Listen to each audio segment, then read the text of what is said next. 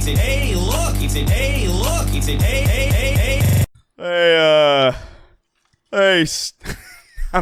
Hey, what's up? Welcome to the Snark podcast. I was gonna go off on a real diatribe, and I realized, like, wait a minute, I can't do that. It's the top of the show. We gotta wait at least for the AI algorithm to become disinterested in what we're saying.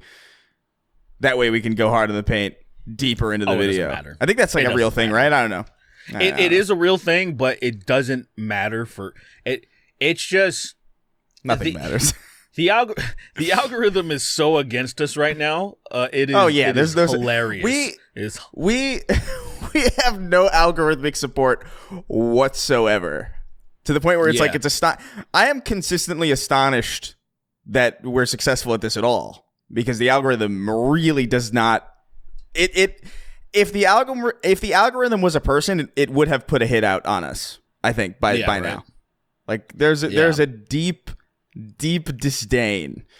But regardless, welcome to the Snark Tank podcast. Sweeney is gone. Sweeney was unfortunately he was taking his monthly walk, and a van pulled up to his house and said, "Hey, I got some comic books inside and some Funko Pops." And the way that it shows up on the security camera footage that I saw was he said, "No fooling," and then he waddled up to it, and then they grabbed him. And we haven't heard of him since. I'm sure things are going to be fine. Like, I don't know. I'm not really that worried about him. It's all right. It was crazy in the surveillance footage how they grabbed him. Like, they whisked him away like he was a 5-year-old boy. Like they grabbed his hand, and he just like got sucked into the van. It was pretty insane. Yeah, like I don't know who was in there. The fact that it was such a small hand too, and the fact that it lifted him with almost no effort, no struggle. It was as if he was completely weightless. It's really disturbing footage. Maybe we'll put that out for patrons. Yeah, that would be pretty good. Yes, Patreon.com/Snark Tank. Patreon.com. Yeah. Patreon.com/the Snark Tank. Go there to obviously support our show, get early access, all that jazz. Ask questions that we will answer on the show. So exciting news. The merch store, snarktank.shop, is officially, it exists, and it is open for, at the time that we are recording this, it is open for patrons. Now, there's it's $5 and up for a reason. We're doing like pretty heavy discounts on that stuff for early access, and we just kind of figure like, look, man, we gotta lock you guys in to get some of this early access. But there's a lot of cool designs there. Some of them will be, some of them are temporary. They are limited edition designs. We're testing some stuff out, trying to see like what people gravitate towards, what people want. But snarktank.shop, it is open. There is a password that we will send out to all patrons. Well, by the time you're hearing this, it'll be out on the Patreon already. But there's a password for it, and you guys you'll get that, and it'll be open for everybody on the 17th of May, and that's when it'll go live for absolutely everybody. And maybe that'll change. Maybe it'll go live earlier. Who knows? We're really kind of feeling this stuff out. First merch operation, so we're just trying things out. A little late. We've been we've been a podcast for like consistently for like 4 years. Well, we needed the time to build material so that we would have stuff to put on shirts. Oh yeah, because we did have 4 years. We did have one little drop a while ago, but it was just kind of design. Like, I actually like those designs, but like they were just kind of, they were just interesting designs that were kind of like loosely associated with us. We've got some really exciting stuff on snarktank.shop that I'm really pumped about. There's I threw together some quick designs. There are obviously some designs are drawn by artists from the community. I know Beanie Linguini has some stuff up there, and that's pretty exciting. But I think the hoodie with Sweeney's gross face on it with the Scumbag Supreme logo underneath it is probably going to be a big one. There's a. I love how that came together. I was just like at the credits or something. I think I was like at the end of the show. Yeah, it was in my mind so much that I was like, I have to make this, and so it's up there. We got a logo hoodie. We've got a Gay Station 3 tee. We got the On Cap No God hat. We've got some other stuff, some dumb shit. There's a Brile shirt up there just for my own amusement, but like that'll be gone when it launches for everybody. Nobody wants that fucking creature. But we're excited about it. So remember snarktank.shop. And we'll see you there. Remember, if you want to get early access, it's $5, patreon.com/snarktank, $5 and up, and then you'll get the password and all that. But that'll be it. What's in the news? The Rock apparently. Yeah. Couple of Rock things, really. There's a few Rock related incidents. What the fuck is going on with him? Somebody chose violence. Somebody woke up and was like, you know what, fuck The Rock, I'm gonna put this out. Because I feel like this must have been known for a very long time, but apparently he's somewhat of a menace on set when he's filming movies. There was one thing, they were talking about him being late on the set of, I think it was called Red Arrow or some bullshit, some Netflix thing. And sounds like Sweeney. He was, he was so late though that it cost the movie. It was like tens of millions. I think it was like $40 or $50 million of that they wasted because he was late for like an entire, like more than half a day of filming, because they'll film long days, like 12 hours, sometimes even longer. And he was gone. Right. He was missing for more than half the day. Who knows what the fuck he was doing? He was probably in his stupid. Do you know this motherfucker flies gyms with him? When he goes wherever he's filming, he has gyms manufactured, like a big makeshift tent thing that has air conditioning and thousands upon thousands of dollars worth of weights. That you don't need that while you're. That's crazy. He's like the Olympics where they like build a stadium for him, and then he goes there for like 3 minutes and then leaves, and then there's like this empty fucking stadium that's ruining the economy of the village or the city that it's in. That's fucking awesome. I don't know. Somebody just leaked all this information. Apparently he is late, but apparently he just like pisses in bottles. I heard it like just in front of people. But I don't know how accurate that is. Save time somehow, to save time. When you think about that, think about that actually. How much time? I feel the same way about traffic. When you see some pieces of shit like just zipping through, like they can't wait like 10 seconds to like make their turn or whatever. They have to hurry up and turn before you pass or some shit. And I'm like, you risking your life, was that worth the 3 seconds you gained going home?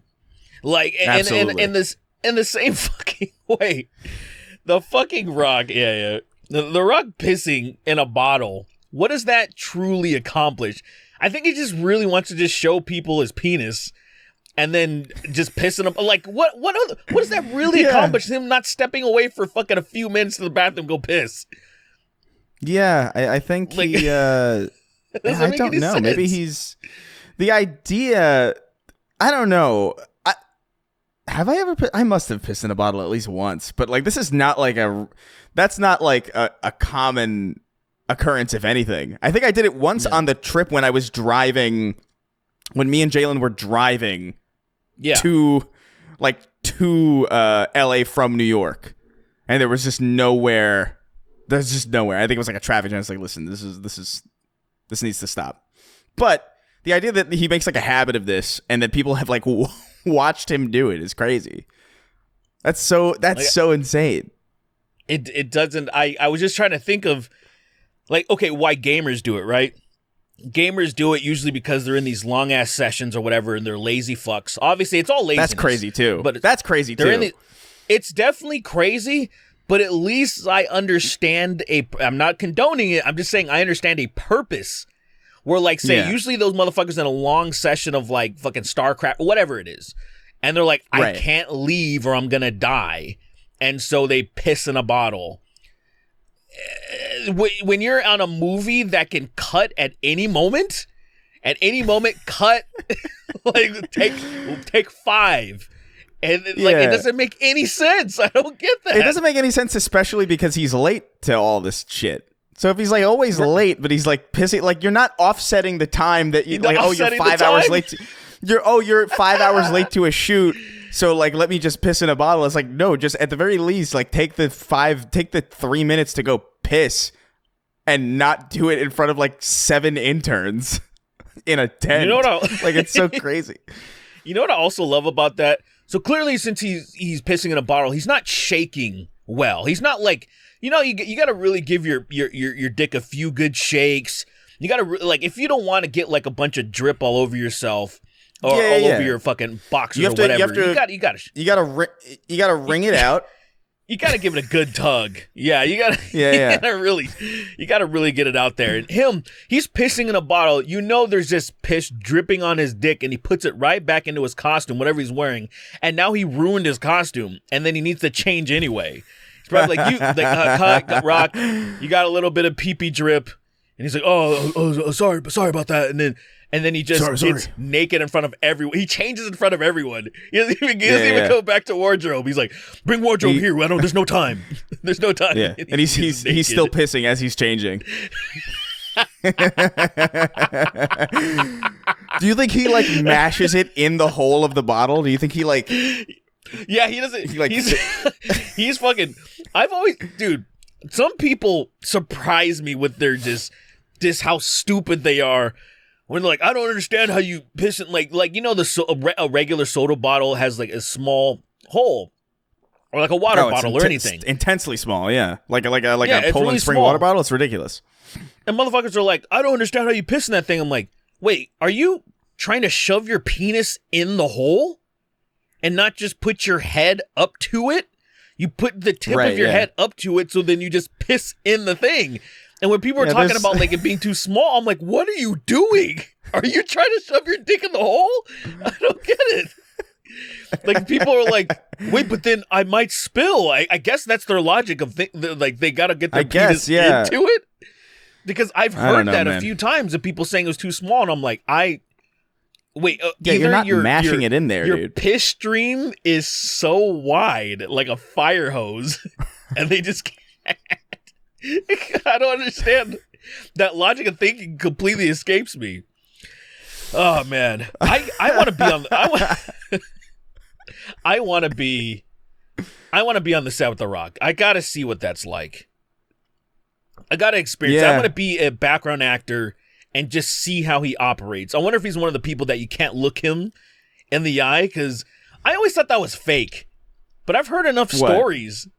Like the whole thing, you can't look people in the eyes, directly in the eyes. Like usually the main talent. Really? So I thought that was just a trope. But I've heard enough stories. Steve Harvey, Ellen DeGeneres, like you'll hear this as a trope in movies. They'll be like, don't look so-and-so in the eye. And I always thought like, oh, that's just a trope, like you can't.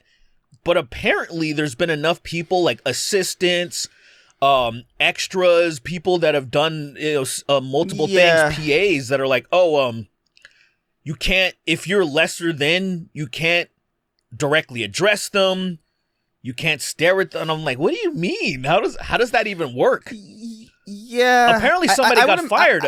Go ahead. Oh, somebody got fired? A security guard got fired on the set. I think it was a set of... Fuck, I can't remember which set. I think it was one of the... I'm going to mess this up, so I'm not even going to say what it was. But I remember... I just remember a story that a security guard who is supposed to... who's guarding the main star's trailer.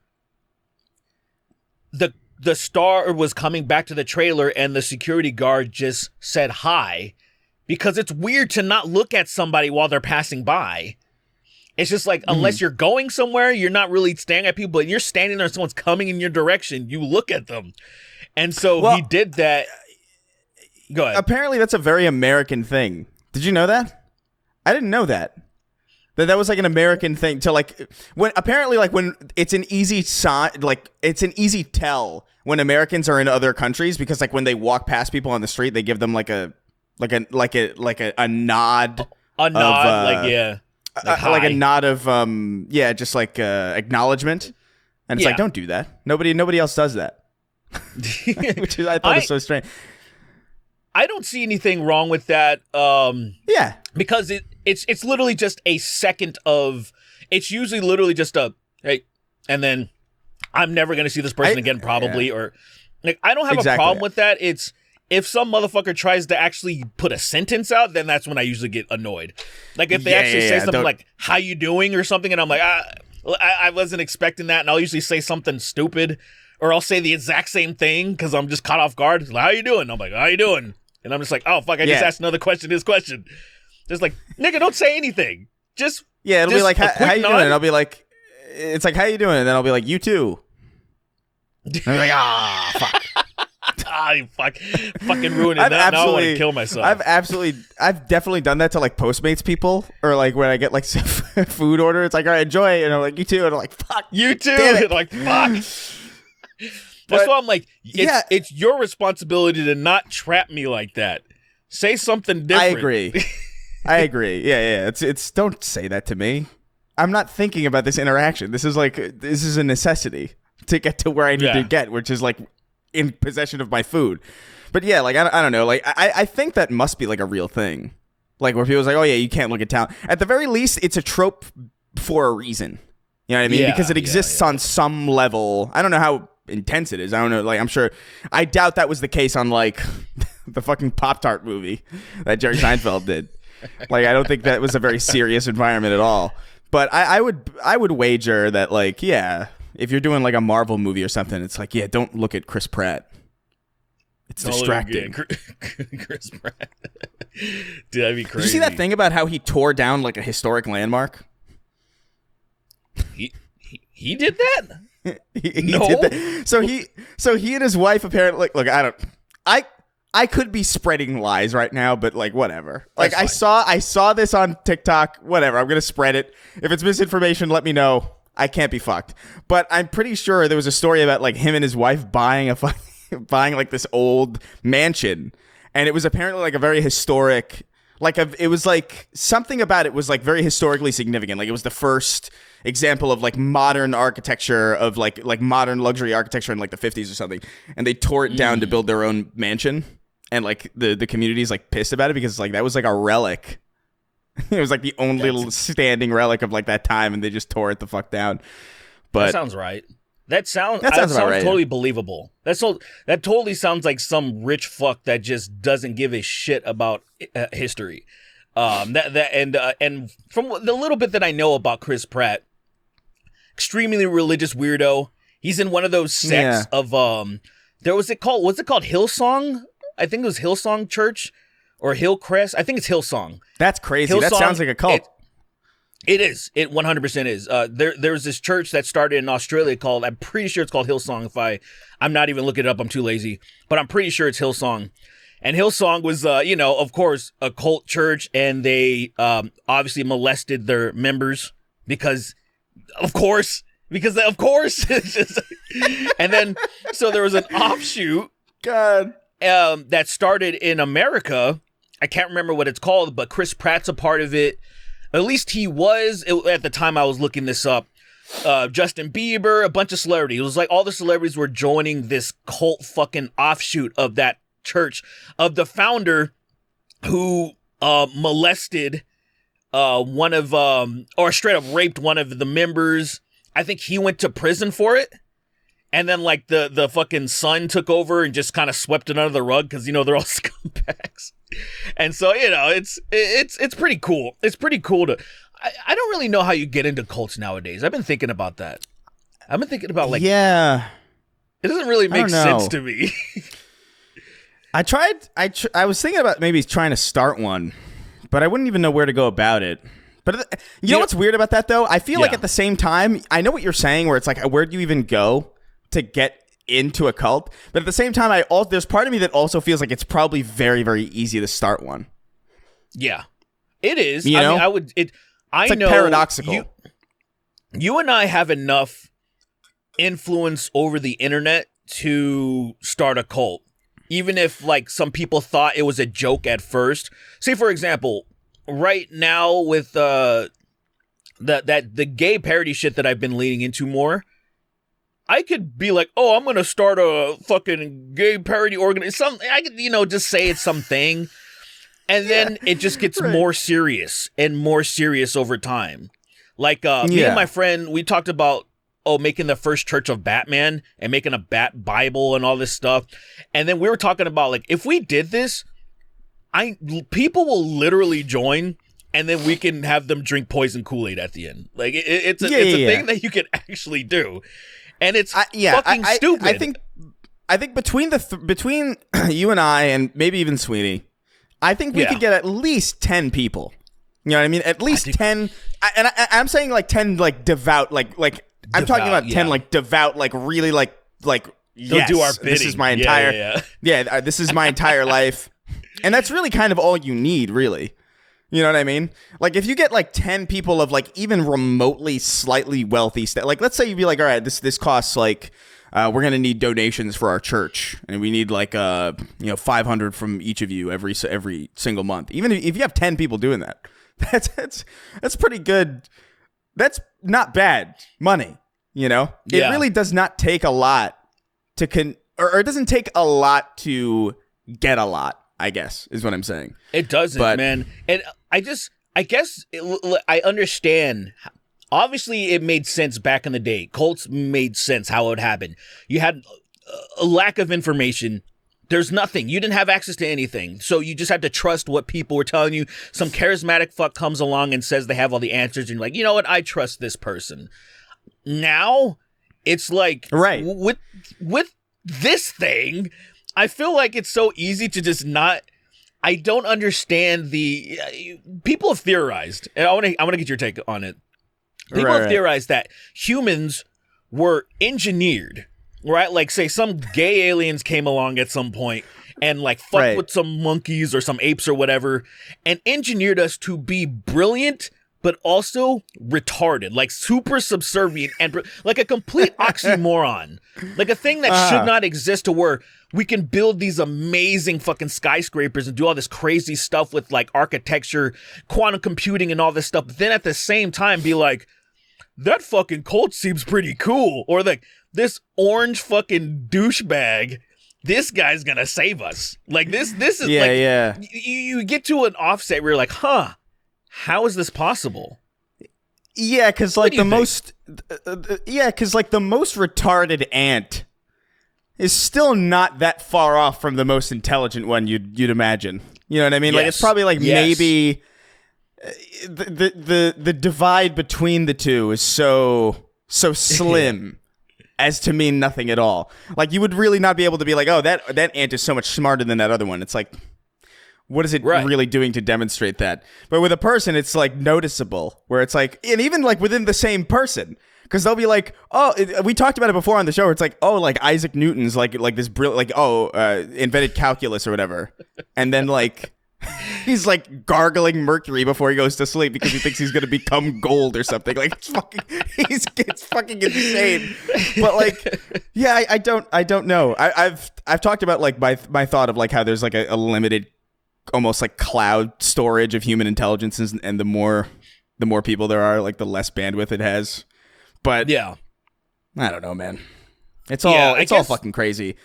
It is crazy. I feel like I guess when it comes to programming, right? You're programming a computer even as just like a virtual intelligence or something, and not like fully self-aware. And you have to, I feel like you program it one way and it can't hold this type of cognitive dissonance because it's been programmed. It's like, I can't hold these two certain views because they're completely contradictory. And like, great. And I feel like people, they are technically programmed in a way, and they've been thinking one way for a very long time, but I don't understand. Like, I was literally thinking about this morning. For whatever reason, I saw this interview a while ago, and it sticks with me, where there's this street interviewer guy. He's interviewing a Midwestern farmer, and this Midwestern farmer is basically saying how much Trump is like him. He's one of us. And I'm like, hold on a second. Like, I really want to examine this, because this motherfucker is dirty, grimy. You know, he's never had a handout. Like he's worked all of his life to maintain his farm. And I'm like, how could you possibly believe this? Like, I really like. It's one of those things where you almost want to take a shovel and hit the guy because you're like, you're useless. You're useless. You're a useless human being. It's almost like, but maybe this will be like a factory reset. If you think about it in the terms of computers, I almost look at not even necessarily those people specifically, but like generally people who I think most people hold contradictory beliefs on some level, like whether they. But there are people where it's like it is so fundamental that like it's kind of shocking that they can persist. And I almost look at it as like, you know how like when a game or like a computer system is coded incorrectly and then two things contradict with each other and then there's like an error and then the thing crashes and dies? Yeah. I feel like what you're looking at is a sentient crash almost. Because people don't need to be logical to survive necessarily. All they need is food, water, and environment. So like they don't need logical consistency to stay alive. But like when that does happen, when that feedback loop happens and then the game crashes, the person continues. And then they continue to crash. It's almost like a domino thing where it's like crash. And then before you know it, it's like, yeah, I believe in the core principles of America and American exceptionalism, but also, I don't mind that this guy wants to be a dictator and that he said it. And it's like, well, he said it. You know, that's you're looking at you know, a glitch basically. Yeah, and it's interesting. You ever see There's Something About Mary? Did you ever see that movie? I think so, like a long time. I've only seen it once. Yeah, it's old, super old. I think it's I think it's a Fairly Brother movie with Ben Stiller and Keith David. 1988. 1998? Yeah, I know this. 1988. Oh, 98. Yeah, sorry. Yeah, okay. I said, dude, don't fucking. If you're like, no, it's definitely I would have probably melted because I'd be like, there's no way. But did you? Oh my fucking god! Did you see? By the way, sorry. Did you see that they're making a fucking Sausage Party TV show? Who asked for that? That's exactly what. That's exactly what. My first thought was like, who the fuck? What did we do to deserve this? But like, what? That's a real thing. It's apparently coming to, what is this first poster for Sausage Party sequel series on Prime Video. Oh, they can't all be hits. Just when I was like giving fucking Amazon so many flowers, I'm like, dude, Amazon's been killing it. And then they're like, hey, Sausage Party, yeah. Well, I ain't watching that though. At least I hope they continue the tradition of screwing over their animators that the movie had. Do you remember that whole thing? How they like just didn't pay their animators at all? Yeah, that's something. That's such a shocker when like, you know, they have all the money in the world. That's such an abusive thing too, because it's like, hey, go animate this movie. Yeah. That is like, go do this movie that sucks. Right? You have to spend hours and hours watching like hot dogs pretend to be penises. And then you have to make that a reality. You have to spend hours texturing this thing and like hooking it up to like a rig and then like make it's like, oh man, I'm spending hours and hours and weeks and days animating this fucking hot dog that's clearly a dick joke the entire time. And then on top of making me animate this, you're just going to fuck me over financially as well. That is crazy. It sounds about right.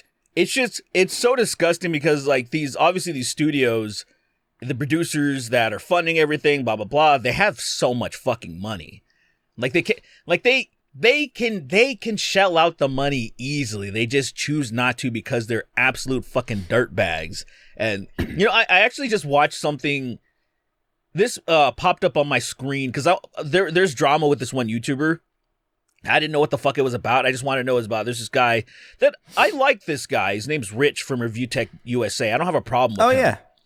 But there's some drama with him and his editor or something, and I'm like, what the fuck's going on? Like I try to understand it, and because of that, algorithmically, some stuff about him has popped up on my feed, And it was this one drama that I loved so much. It was him back in 2014. It was him versus this guy named Big Cheese. It was just it had to do with like $200, dude. It's long story short, there's a guy named Big Cheese Gaming. He was like, hey, can you I'll send you a laptop, a PC and stuff, and in exchange just advertise on my channel. Okay, cool. Right. But Rich doesn't go through it. And then it's like, sends another PC and he's like, all right, let's just extend it. Let's actually go through it. And then on top of that, I just need $200. And it was just $200. Now, keep in mind, Rich was making a lot of money. His channel's doing very well. But the whole thing about this, it was just like, it was astounding. Me kind of remembering this whole thing where it was this huge drama over $200 that I was like, bro, you can easily pay him. Like, please just pay this fucking man and be done with this. In the same vein as I think about like, oh, all right, here's these animators. They did their thing. Pay them. You have the money to do it easily. So much money is going to be spent on advertising and all this shit that's going to cost infinitely more than what you owe these motherfuckers. And then you just like, nah, I'm good. You get here's some crumbs. There you go. And I'm just like, what possesses people to do this? Especially when you have like, imagine you're fucking rich, dude. Imagine you're rich, and then you mentioned Beanie Linguini, and we're like, here's a free T-shirt and here's $10 for your fucking art. You know what I mean? You're like, yeah, it's so crazy. But you can. I know you can afford it. Please pay me. Nah, it's all right. Nah, it's and okay. I'm just like, it's okay. And I'm like, why are these people? I don't mean this by Rich, but I'll just say the people, especially the execs. Why is angry mob justice not more of a thing? Like, it is crazy. At this point, I'm like, come on, man. Yeah, I don't know. It's all fucking disaster. Whatever. Whatever. So we got Sausage Party coming. We got PopTarts coming, which I still am a little disappointed that the Pop-Tart movie is not an animated movie, like in the B movie. Like movie. I'm still mad about that. I was like, what the fuck, man? I was looking forward to seeing something like that, and not just Jerry Seinfeld standing around being like, Pop-Tarts, Pop-Tarts. Ah! Yeah. What's the deal? And then Michael Richards throwing Pop-Tarts at black people. He's like, yeah. He's throwing them like fucking Destructo discs. He's sawing people in half. He's actually like the final boss of the movie. Is Michael Richards at the Laugh Factory throwing Pop-Tarts at black people and vivisecting them and sawing them in half. Yeah, that's his revenge. His revenge after being back in the day we used to humiliated. Throw Pop-Tarts at you people. Just back in the day, slices them. Back in the day, Kellogg's would have had you on a spike outside of the offices. What's the big deal? Kramer, no! You can't vivisect black people with Pop-Tarts. What are you doing? No! I can't. It just transitions away. Let's hold on. Yeah, this is all right. So this is the Seinfeld. This is a Seinfeld episode. It opens. It opens right. And it's like and then Kramer's just like he's in the middle of it. He's already like killing. He's throwing these Pop-Tarts with such insane. Like they're breaking the sound barrier. There's pockets of light emanating behind them at just an audio. He's in Atlanta and he's doing a set in Atlanta and he's throwing Pop-Tarts at black people and he's shutting every word out of his. There's no coherent sentence out of his mouth that isn't laden with slurs, and it's like really old school. Like it's not even just the N-word. It's like. Yeah, he just called them like moon crickets and like all this crazy ass old shit. Yeah. And he's just like he has a big like the Fallout duffel bag full of them. And he's throwing them. And Jerry Seinfeld is in the back like, Kramer, no, stop it! You we got to protect our syndication. What are you doing? And it cuts to George. Yeah. In the audience, and he's like, Jerry, get me out of here, Jerry. Get me out of here, Jerry. It's dark. You might think I'm black. Get me out of here, Jerry. You might get me out of black. He's scared. He's like the only white person in the room, but but it's dark, so it doesn't matter. Kramer's aiming indiscriminately. Yeah, because that's his MO. And George is scared. He's panicking. He's pissing his pants. His pants are soaked. He's like, help me, Jerry. Help me. Get me out of here, Jerry. I can't help you. I don't know, man. Right now. I'm scared. Is Elaine there? What is she doing? No, she's smart enough to cut ties with these people years ago. She left. Yeah, she's too smart for that. But yeah, I don't know, man. I'm curious about that. That movie's that Pop-Tart movie's so strange because like it's got like Melissa McCarthy and like Amy Schumer in it, and I don't really like them at all. But the idea that they even made this movie in the first place is so like I don't know if the movie's going to be funny, but it's funny that movie exists because apparently Kellogg's didn't even know that they were doing it. Like Jerry Seinfeld was just like, yeah, well, they forged a legal letter from their lawyer saying that like, yeah, it's probably fine. And then they just made the movie, and then like at some point they were like, oh, you're making this movie, and it's like, oh, okay. I mean, I guess it's free advertising, so I guess we'll help you promote it, but like, yeah, what the fuck? You don't want to take on Seinfeld either. Like, yeah, you might have to sick Michael Richards on them, fucking clean some shit up if they didn't get their way. So maybe that was the threat, no matter what. That was the threat. It's like, listen, you can let us make this movie, or we'll have Michael Richards go on the Laugh Factory again with a Pop-Tart and shout the most. It's almost like, do you remember Kanye West with the Yoo-Hoo? It's like it's like that, where it's like, we're going to, if you don't let us do this, we're going to give you like some of the worst brand recognition you've ever had in your entire life. So just it's best for you to just comply with us here, please, for the good of everything. You don't want what's coming. You don't want this. Promise you. I mean, I would agree. I'd be like, oh yeah, I really don't want that. I fucking do it. Make a stupid fucking Pop-Tart movie. When was the last time you had a Pop-Tart? Like genuinely? Maybe 2-3 years ago, I bought fake Pop-Tarts, like Walmart brand. It's just great value Pop-Tarts. You know what I mean? Because I just wanted some. I'm not really a breakfast person, but I was like, I only ate breakfast when I needed it. I used to old job I had. I used to ride my bike 18 miles round trip, and I needed calories to work and to sustain myself. So I would eat usually Cliff Bars or whatever. But I was just kind of I was like, you know what, dude, I miss that bullshit, and I didn't want to spend the money for Pop-Tarts, so I just got the fake shit. But all right, it's just, first of all, I don't. Did you ever warm them up? Did you ever put them in the Yeah. I actually did. I would put them in the toast. I would put them in the toaster oven. Sometimes I wouldn't, but like sometimes, like if I felt like I just kind of wanted, like, I kind of want like a hot thing today, or like right now, like I'll put them in the. I never had a toaster. We always had a toaster oven, but like because they're like a toaster's so big. I think maybe like when I was maybe when I was like 5, but I think at a certain point they were like a toaster's so big and so specific in its utility that like it just makes more sense to have a toaster oven that like does the same thing but does more, taking up that same amount of counter space. You know what I mean? That's kind of how I felt when I was like furnishing my own apartment, where I was like, I'm not going to get a toaster that's going to take up like a sizable amount of counter space when I can get a toaster oven that does like everything a toaster does and like everything else also. You know what I mean? I mean, there's some pretty small toasters, man, that just like, because you really only put in like 2 pieces of bread and the toaster.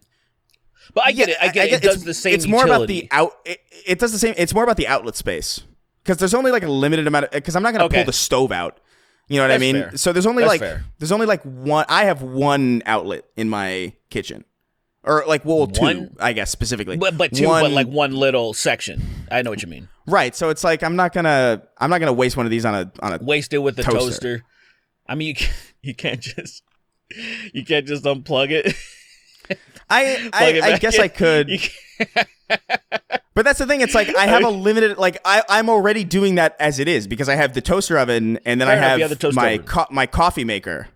And then I have like, what is it? Well, I guess I bring certain things out like rice cookers when I need it or whatever. And it's just like, it's another appliance. And I'm like, I don't know, man. I don't need this. Yeah. Dude, I'm fucking, speaking of that, this is the amount of, man, California, bro. So I've been in Vegas since 2021, September 2021, and I made the mistake. I don't know if I said this on the podcast or if I've just said this off talking to other people, but I've been looking for apartments, trying to move back by June. JoJo, she's gonna go fuck off back to her country for a while and go hang out while I figure all this bullshit out. So like, oh really? And yeah, so it's because really, because I drive her to work, and I need to leave. I need to go to California, and I need to go be there to. My main concern is not getting fucked a place, and I think I might have said this on the podcast before. I just can't deal with some roach infested apartment. I need to scope it out and see if there's any signs of that shit. Anyway, so I've been like. There isn't that many apartments available that are reasonably priced, and reasonably priced is in fucking quotations already, because I just out of curiosity started looking at apartments over in Vegas, and I was so upset. The first day I did that, I actually got dizzy because there was a brand new, like just whole brand new apartments, 3-bedroom, fucking 1,700. Just 1,700, 3 bedrooms, fucking gym. I was just like, it. And then there's houses for similar prices too, like that. And I was just like, it just made me dizzy. It really is. I was so. There's a part of me that I'm like, all right, I have to make like twice as much to justify moving back to California. Really, like so. Basically, meaning I have to grind, because otherwise. It just pissed me off so much, and I'm like, what am I doing to myself? Like, I know the whole point, or the whole purpose is like, oh, let's do it. Let's get the podcast. We're gonna just record in person. Let's try to vamp things up.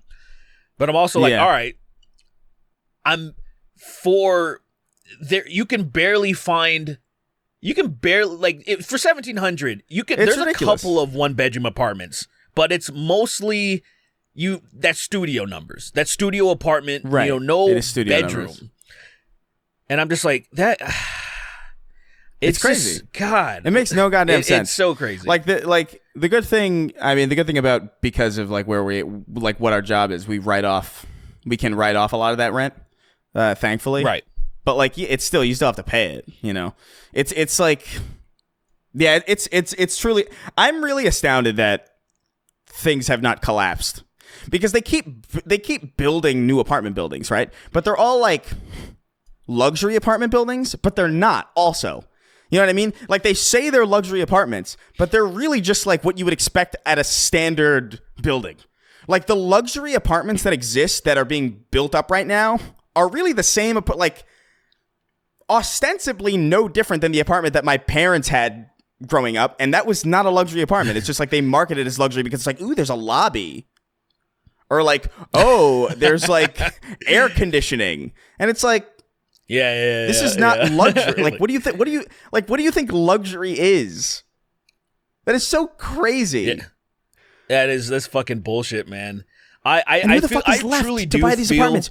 Who the fuck is left for like, a 1-bedroom $5,000 apartment? It's like, who the fuck is buying? Who's doing well enough to justify this? Are you crazy, bro? And I'll look at this is funny. Some of those higher end apartments I'm looking at, and they're like, they're not that good, right? Like you're saying. I was like, all right, this looks nice, but it's not. And then you'll look at the requirements, and they're like, you have to make 3 times monthly what the monthly rent is, and they'll verify it through a pay stub. And I'm like, what piece of shit making that much money would live there? If someone's making upwards of $10,000 a month, who's gonna you would probably live in a much better place. You would probably live in a better place than like this fucking sardine fucking area with a semi-nice apartment, but I'm like, bro, you got to make $50,000 a day. Sorry. To afford this $3,000 bedroom, like 1 bedroom apartment. It's like, you think I'm looking for this? Are you stupid? I'm in a penthouse somewhere if I'm making that money. Like, it is embarrassing. Bizarre, and quite frankly, like, I don't know, man. Yeah. I was raised to be almost like honest to a fault with this stuff, where like I would tell, like I would be like really like strict, like really accurate about my resume and like really accurate about applications and really accurate about this stuff. And then at a certain point, I just started lying. Because like, none of this shit is fair anyway. So like, honestly, like I remember when I got this apartment, because we had split the podcast up. It was easy before, when I was like, all the money was coming into my account and then I would pay everybody. So like on paper, like I looked really good, you know, to people when I was like looking for apartments. It's like, oh my God, he's making like a shit ton of money for like, you know, and then on top of Sacred, it was just like, oh, obviously, yeah, this guy can afford this. That's right. But it wasn't accurate because I was paying all that money out. Like the majority of that money was going to you and Sweeney. That's hilarious. So it was like, so I remember being like, when I moved here, we weren't doing that. So I couldn't do that. And I just remember being like, I'm going to fake these bank statements because like, what the fuck? What are they going to do? Like, really? Like, truthfully speaking, do they give a shit? No. They just want somebody in there that's going to pay on time, and I will. Sorry. Like, I don't... I really don't care anymore about that stuff. Like, I will lie tooth and, like, through my fucking soul to these people specifically. You have to. I could give a fuck less. You have to. Yeah. You have to, like, especially for a lot of things, to get, like, the best credit limits and all that. Just say you make infinitely more than you actually do. I'll say that I make like 4 times what I actually make, and then so you can just get a much larger limit. Because like, I'm honest, they don't check. They don't. Yeah, they don't. I try to be careful with that stuff, but like when it's interpersonal and it's like in exchange for like for a physical utility that like you're like the gatekeeping of that is so arbitrary, like objectively, where it's like, no, sorry, like what the fuck? You're not gonna give me this apartment that I can obviously afford because like you're waiting for who are you waiting for to get this apartment? Tony Stark? Right. Tony Stark's not living here, bro. There's no fucking in-unit washer. You think like a fucking like who do you think is moving in here that you got the gall to be this exclusive about it? Jesus Christ, it's so bizarre. Stupid. I've written off some places because of stupid shit like that, where like I don't understand. Your requirements are so astronomically stupid, and again, there's an apartment right up the street from where I grew up, and I was like, oh, they must have revamped this whole place because, from my understanding, that's where a bunch of pieces of shit always lived. But it looked nice inside, so I guess they just redid everything, but. The asking price and then the 3 times the thing and like so and I'm just like, bro, and like the skimping that they do too. Like I remember like the apartment that we started the podcast in, the one that I was living in, I believe on Olive in Burbank. That apartment, I remember behind like there was a mold issue because Sweeney had cracked the tub. Because of course, like he's a 6 foot. He's because he's 6 foot and like you know however big he is, he's a big guy. So like I don't know, he was doing jumping jacks in the tub, I guess, and then he cracked the tub and somehow didn't notice, and was taking showers, and then like that got into the wall and there was like water damage, and I was like, hey, there's fucking water damage in the thing, and they were like, okay, we'll come fix it. They came in at 9 a.m. I left the apartment for about like 3 hours. I came back and it was all fixed. And I was like, what the fuck are you talking about? And I checked and they just painted over the black fucking wall. Like they painted over the mold. And I was like, are you fucking for real? And I was like, that was when I was like, we got to get the fuck out of here. Like, I don't trust these people even slightly. That is wild. I swear to you, a lot of these buildings are going to collapse one day because all of them are water damaged in some way. Like and like it's just going to be like rusted pipes, and they're all just going to like fall in on themselves. And that's my hope, quite frankly, because oh my god, the payout for that is going to be so sick. If I survive from something like that, like oh dude, see that's the thing. I'm set. That's what makes me want to be on the top floor. I want to be on the top floor because of that. To where like, oh shit collapses, I have a good chance of surviving because I'm collapsing on someone instead of being collapsed on. And so there's the inconvenience of bringing stuff upstairs. Like, fuck, I got to bring all my shit upstairs. But then, inevitably when the foundation crumbles because of all this shit fucking construction and poor maintenance, then there you go. But yeah, because 50% of the foundation is water damaged pipes, rusted metal, and roaches just masturbating all over each other in the fucking crevices of your apartment. It's fuck. It's a rough world. It's a rough world out there. Hopefully, at some point, we get enough sense. I don't know, man. I do have this fantasy of just like maybe.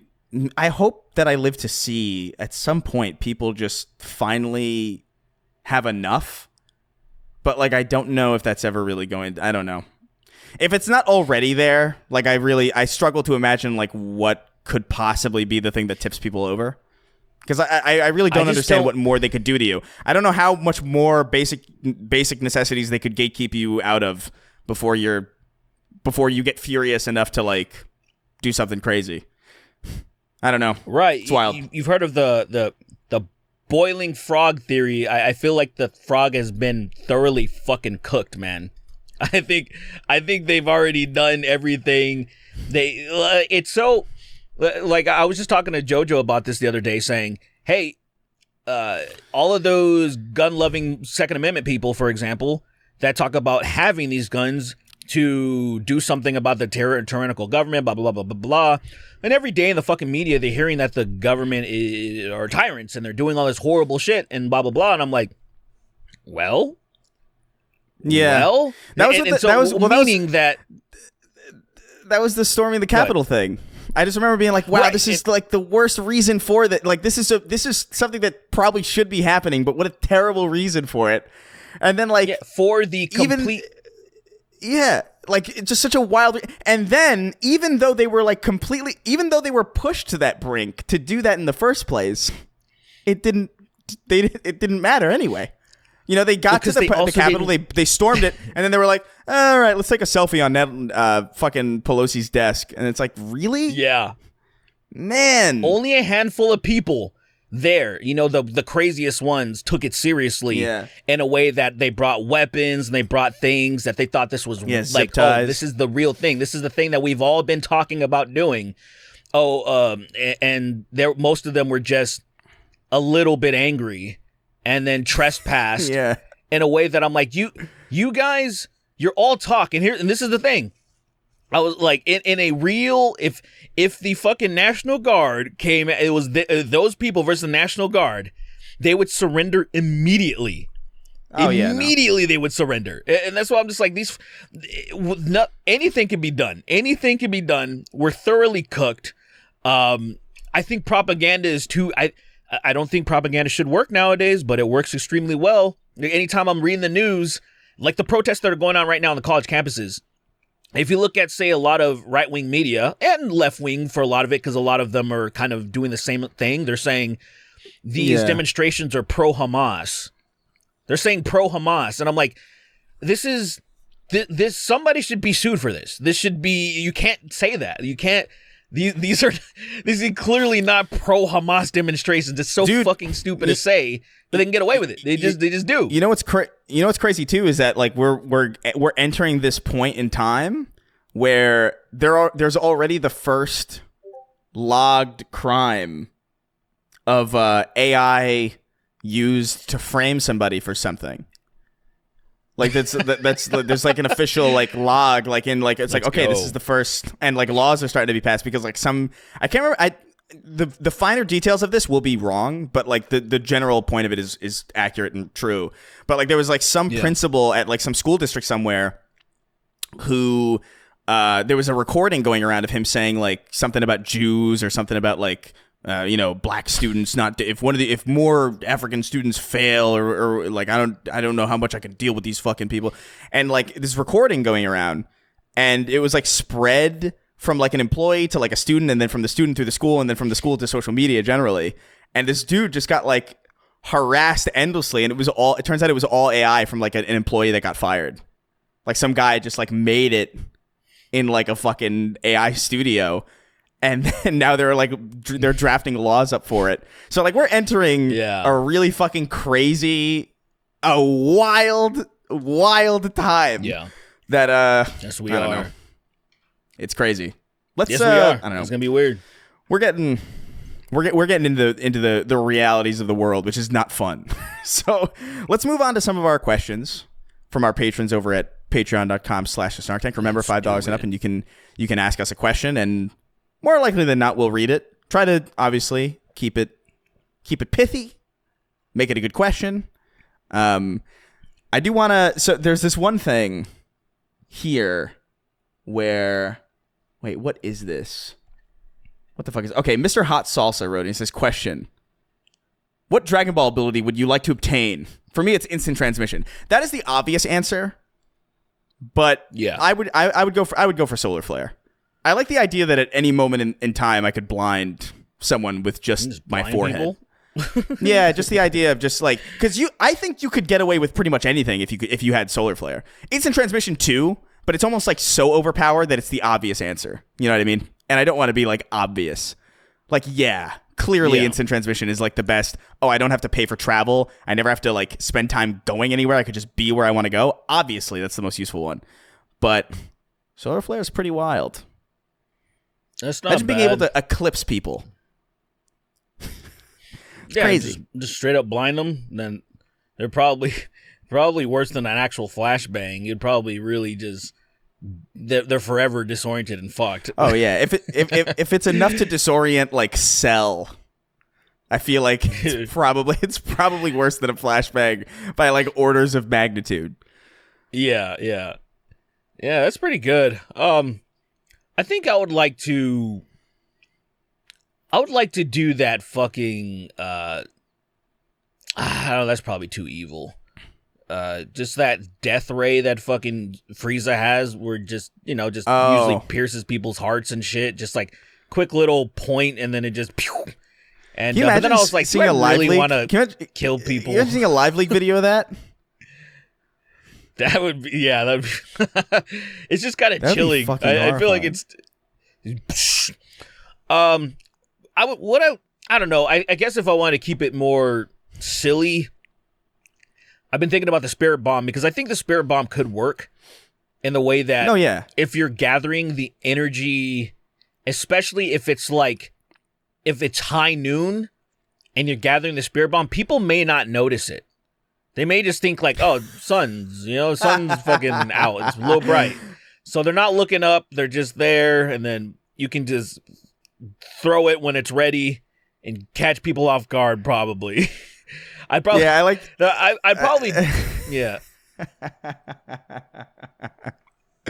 The Spirit Bomb is a wild. I like the idea that you can build it over time too. That was even in the games too. Like you could like, if you got enough ki, you could like charge it, but then it would like sit in the sky, and then you would only like throw it when you're ready. That was fucking cool. The other ability that I would like is the ability to just, I like what Chaozu and the Cybermen do, in the sense that like if I'm really just done with it and I'm really having a bad day, I can just choose to explode. That would be a pretty amazing ability, really. Like to be able to suicide in that way is crazy. Like just to not even. Yeah. Poor Chaozu. I like it. I like that a lot. I've thought about that's actually the way that I want to die. Like if meaning like say if I live to be an old person and like I feel like my time's up, like I would like to explode in the most fantastical way too.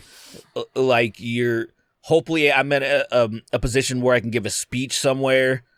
For some reason we're invited to like some alumni or some valedictorian thing. I get to take their spot or some shit. at USC, and I say, I just do like, just clear my throat, and then I explode. And then that'd be amazing. I would love to do something like that where people are like, I need a huge audience. I need a lot of people to see it. And I would love that. So yeah, it'd be great. You could stream it. Let's go with that. yeah. You can, whatever it's going to be, whatever streaming's going to be at some point, I want it to be like, what's going to be, are people actually going to implant fucking phones in their body or something? Like some type of bullshit and you're going to project things. Yeah, that's interesting. That's interesting. I know some Neuralink guy is playing Civ 5 or Civ 6 or something. Some guy that like can't use his limbs or whatever, and he's controlling it with his brain or something. What a fucking nerd. I don't believe it. What a nerd. What a dweeb. Fucking crippled little nerd. Oh, big deal. Ooh, I can fucking control things with my mind. Cool. Somebody beat him up. Yeah, especially with... Somebody beat that guy up. Somebody beat that guy up and take his brain. Take his brain and sell it on beat his brain up. On the black market. Beat his on the black market? Yeah. Or the white market, whatever you want. You can put it in like a what is a world market. And the world market. What is the white market just like what we use? Is that just the market? The white market is like Target. Yeah. Like that's the white market to me. You take the brain, you put it on the shelf and label it. You put a fucking label on it. You sell it for $5. I used to do that when I worked at Sears. I would put like labels on like whenever there was like something empty, whenever there was like an empty stock, like something was out and they weren't going to be stocked in for a while, I would put like some ridiculous label with some ridiculous price and with some ridiculous item. Like I think I remember at the time I was playing a lot of Skyrim, and so like I labeled like sweet roll, and like the price the price would say like I don't know, like 200 gold, because you could write that, like you could write like whatever you wanted on the labeling, and I would fuck around constantly. I had to find like some way to amuse myself, and I like to imagine that Skyrim was so big at the time that at least like some customers like maybe saw that and smiled, but also but it was Sears, so like there's no way college students were shopping at Sears in the hardware section. Like there's no shot. So it was just a bunch of old people being like, sweet roll. Acts of what is it? Acts of vampirism for fucking 700 gold? What the fuck is this? 700. Why is this out of stock? Why is this out of stock?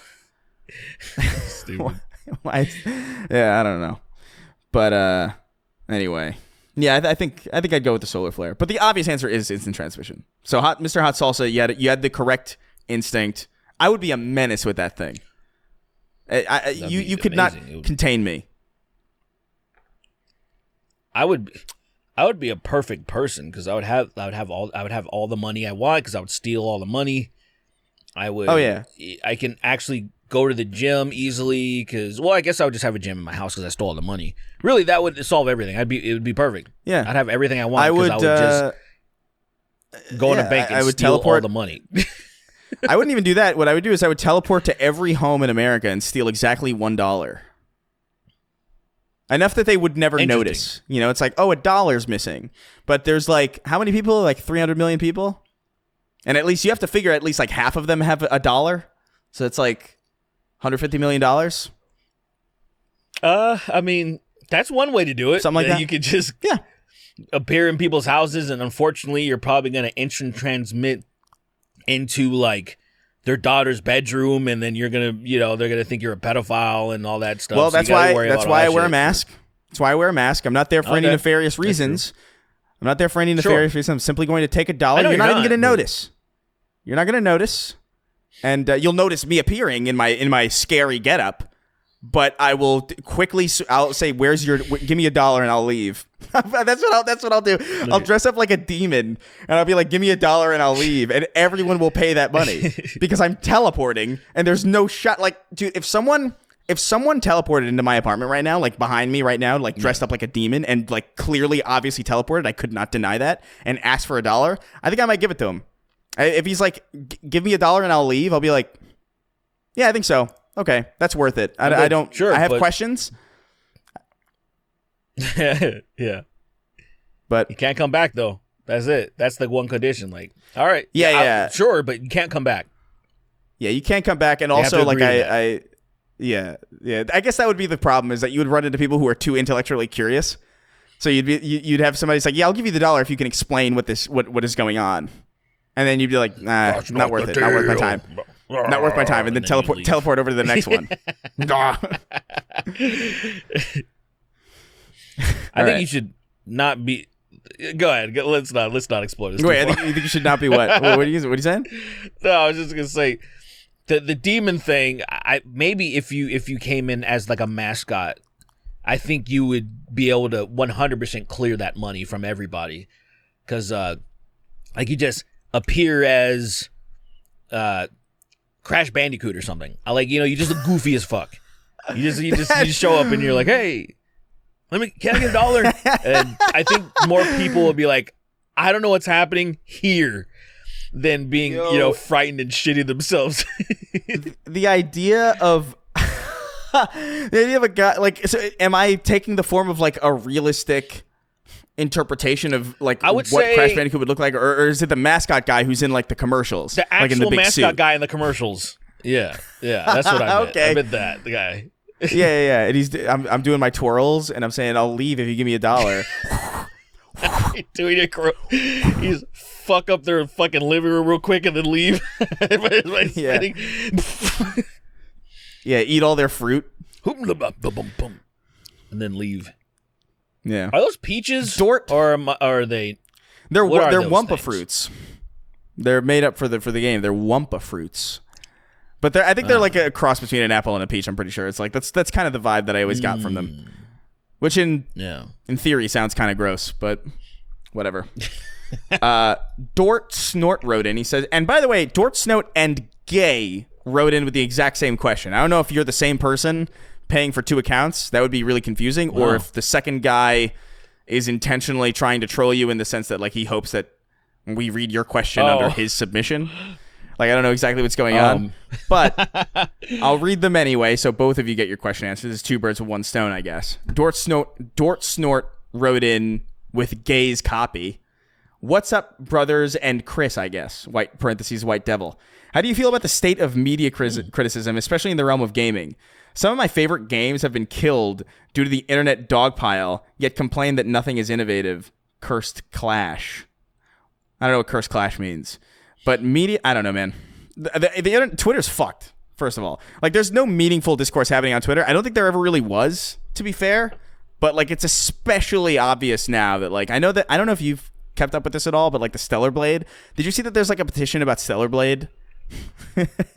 Where people are signing it to, like, uncensor it. And there's video submissions as a part of this petition. And it's people... I cannot. For a good 5 minutes, I thought I have to be. This must be trolling.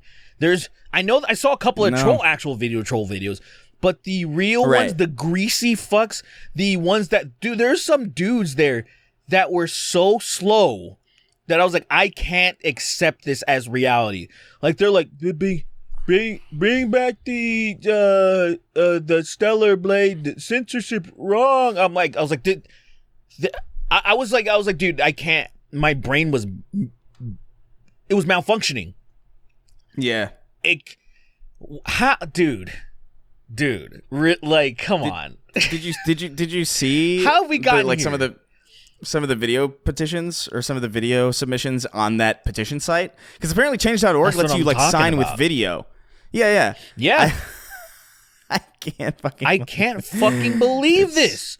I've looked through the videos and I'm like, I cannot believe this. This is how fucking like I wasn't even gonna bring it up because of how like I was like, I can't believe that this is where we're at right now.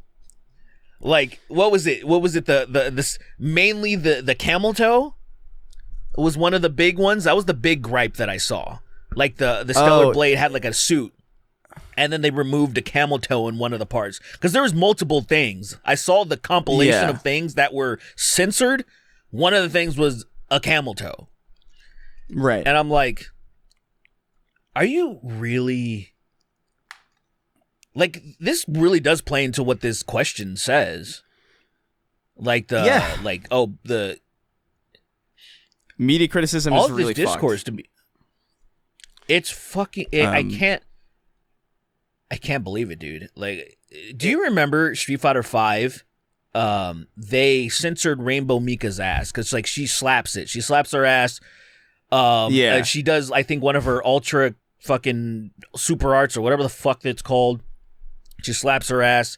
They just pan the camera up so you can't see her slapping her ass. And people were slightly annoyed.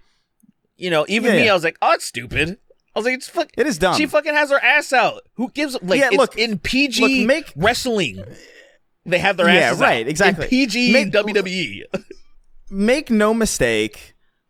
Dude, do I think it's cool that, like, they're just, like, arbitrarily, like, making things, like, slightly less sexy than they are, like, for obvious censoring reasons? No, I think it's really lame. I don't really understand. I think it's, like, treating the audience with kid gloves for sure. Like, I think it's lame, and I don't think it makes any sense. I think it's treating the audience as if they're, like, too immature to handle this stuff. I don't think it's really dumb. But, like, really? The way that some of these people talk about it, this is like, I said this in a video a long time ago where when we would talk about, like, social justice warriors, to me, it was never necessarily the social justice part of it that necessarily bothered me. Because, like, I have all sorts of politics that align with that. It's more like this LARPing as if you're like a soldier on a battlefield somewhere and you're fighting like a good fight and like you're really putting yourself out there. Like, oh man, you're like this role that you're playing, that you're more important than you actually are, that you're like on a battlefield somewhere and you're fighting. No. It's the warrior part of social justice warrior that always bothered me. Like this LARPing of like making everything so much more serious than it actually is, so much more life or death than it actually is, implying that like you're in danger for speaking out about it. I saw some guys. It's like I saw some guy literally saying like they want me dead for for sharing my opinion on this, and I'm like, dude, no one. I promise you, no one cares to that degree. I think generally, like, artists should be able to make whatever art they want. And if they want to make like a really explicit, like hypersexual game, I think they should be able to do it. And I think censorship in that regard is lame, but it is also so ubiquitous to the point where it's like these decisions are being made behind the scenes for everything that we consume. And that's been the case for a really, really long time. Like Stellar Blade isn't unique to this. It's not even necessarily, I don't even think it's like uniquely political, because both sides have done this for a very, very long time. If you go back long enough, you know, not even really that far back, you see like all sorts of I think originally in 2008, the 6 Days in Fallujah video game that they were making was like really controversial because it was a military game about like a recent military conflict, and usually that doesn't happen. Usually it's like, oh, we're gonna make a World War II game like 40 years after the fact, or like we're gonna make a video about a video game about World War I, something in the distant past. And right wingers were freaking the fuck out about it because it was like, that's really disrespectful to the people who are still alive, and it's just like, well, what the fuck? What do you? That's dumb. And then they ended up not making the game. They don't care about. Yeah. No, of course not. But like they ended up not making the game because of that. And then obviously that happened again later on, because now that it's been a long enough time, now it's like it became like you're then it became like a left-wing criticism, because it's like, oh, you're aggrandizing the military and you're making a game out of an imperialist occupation. And it's like, all right, well, listen, like, let's just fucking relax. Like, let's all of us relax. It is lame that Stellar Blade got a little bit less sexy, but it is still so hyper. I'm playing it right now. It is still so fucking.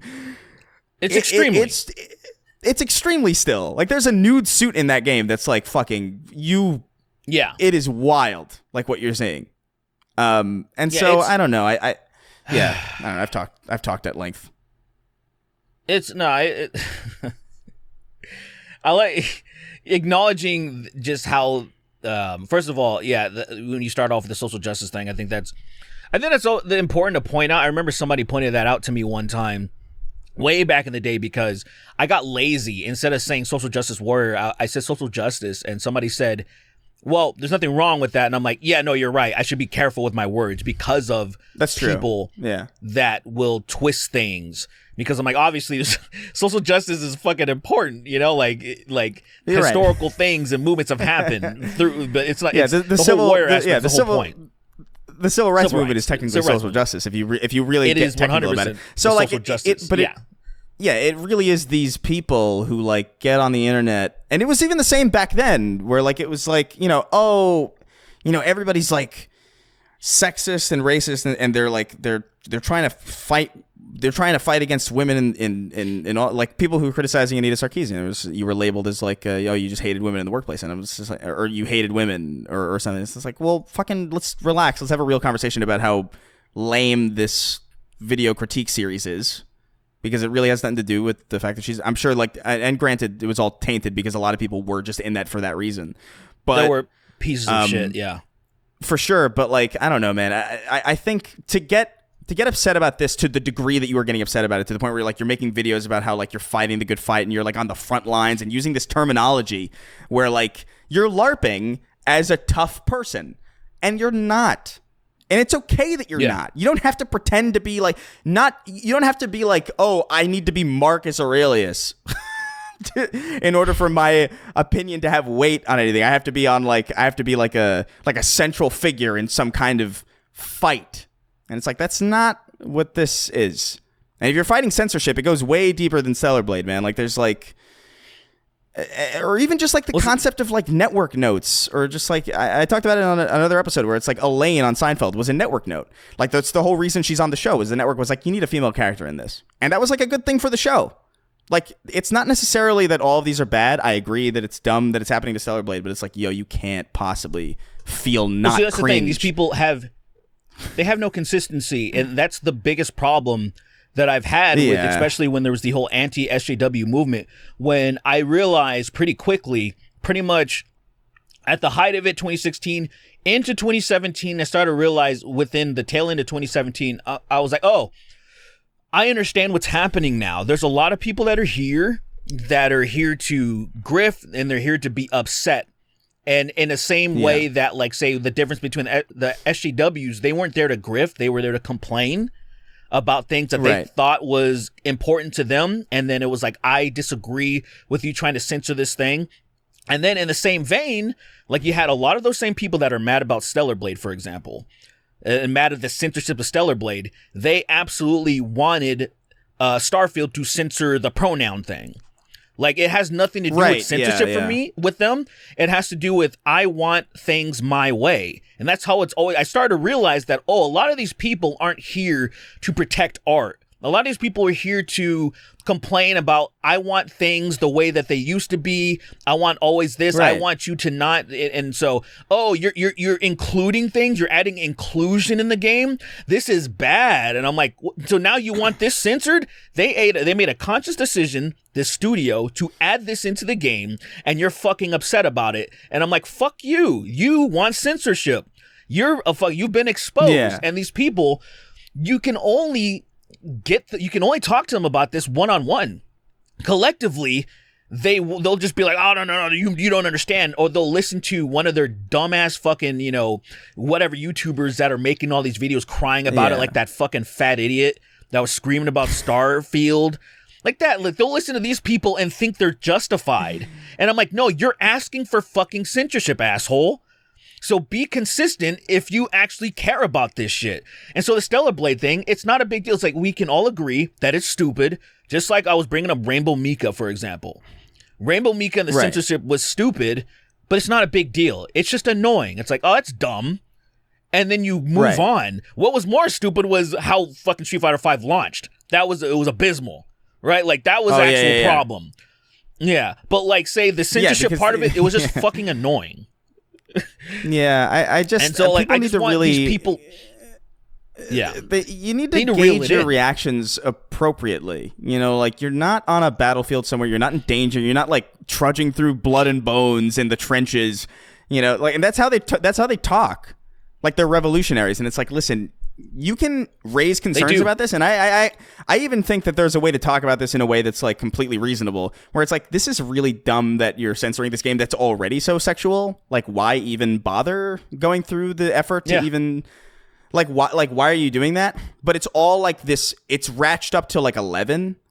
Where it really doesn't need to be, and it actually hinders your argument because it makes you all seem fucking crazy. So it does. I don't know. It was in the same. It was in the same vein as like that was the whole reason why we made fun of SJWs when, here's Anita Sarkeesian, this fucking grifter dumb bitch, right? Like she's not a dumb bitch because she was she was a dumb bitch because she was a fraud. Like, that's the whole thing where I've seen people say, in hindsight, Anita Sarkeesian was right. I'm like, no, don't listen to people. Fucking charlatans. Fuck this broad. Like, there are other people in the progressive sphere that have made some criticism about anti-SJW, some of the freaks. And they're right about certain issues and certain aspects of it where, like, you can see what's happening with Stellar Blade. They're like, those were some of the same people. They're like freaking out about this dumb shit. And it's like, here's you and I, here's Sweeney, and here's plenty of other normal people that enjoy art. Right. And we just think, oh, that's stupid. But that's where our criticism ends. We're like, that's fucking stupid. That I don't even see. Because who does it benefit, really, at the end of the day? The mildly censoring the Stellar Blade, who does that benefit at the end of the day? So it's like, that's stupid. We can talk about this and have a normal discussion and not pretend like you say, we're in the fucking trenches. This is some gay-ass culture war. Like, get out of here, dude. It's ridiculous. Get the fuck out of here with that shit, bro. It's all optics, and and I do think, like, the everything trying to be catchy and trying to catch your eye and like the outrage bait has ruined a lot of media criticism in general, where like you just see, I remember actually that was a big thing with the Fallout show where people like just misinformation spread about like what they were doing, like, oh, they're retconning New Vegas, and it's like they didn't do that at all. But like enough people believed it for a long time that they wrote off the show, or they had like opinions about it that like did not match what the actual thing was. And then people were talking really confidently about it. And I see this a lot. And it's really annoying. I don't know what happened to make this okay, but people will talk about a movie or a game and talk really authoritatively about it, and then when asked about like what they thought of it, like on a deeper level, they go like, "Oh, well, I haven't played it yet." I don't know what the fuck happened. Like that was the whole thing with Suicide Squad. Do you remember that whole thing with Suicide Squad where I was like, I think I'm gonna play this 100%. Because I kind of want to know firsthand like what this is. And make no mistake, Suicide Squad was a mess and it was bad for many reasons.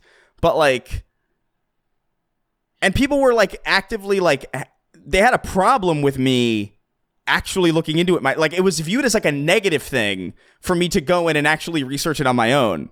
Like it's like, why'd you do that? Like that, like it was a problem. And I'm like, what the fuck are we talking about? This is like bare minimum. Like, you have to know what you're fucking talking about if you're going to criticize something. Are you serious? That's right. That is so crazy. I don't know when that became okay, but like that hit me like a truck where I was like, you got to be joking that this is like a controversial thing that I'm doing, that I'm choosing. Oh, do you? What is that? Oh, I want to show you something. Yeah. So you might have seen this, Chris, right? There's I've never heard of this creator named Josiah Rises. And yeah. So Josiah put this tweet out about Fallout, this Fallout series. Says, finished Fallout this morning. I was completely engrossed with the story and surprisingly invested in all three main characters throughout. Lots of fun twists and turns. Good character development. I truly felt like I was in Fallout world once again. 9 out of 10. And somebody replied with, delete this then. And it's a fucking screenshot of him putting out a video 3 weeks ago, prior to that tweet, saying Fallout is a disaster already. Woke Hollywood ruins another franchise. And I'm like, the fuck is wrong with you? And the fact that you didn't even delete it. He didn't even fucking delete the fucking thing. It's like the goal of these fucking people to just keep up this bullshit and feel no responsibility to take it down is fucked, man. It's so fucked. I mean, that's one of the ones where it's like, I do feel like it's a good example of how unserious a lot of this is. But, you know, at the very least, like, I understand the impulse to when you say that. Like, let's assume you've made a value judgment on something before you've taken part in it, right? Which I'm sure everybody's done on some level, right? Let's assume that's the case. And then you see it and then it's good. There is technically a content incentive to just kind of double down and stick to what you already said, just because it's like you don't want to look like a hypocrite. So what minimal credit there is to give that guy, at least he was like, he actually turned around and be like, actually, I was maybe I was wrong or whatever. Like, it's actually really good.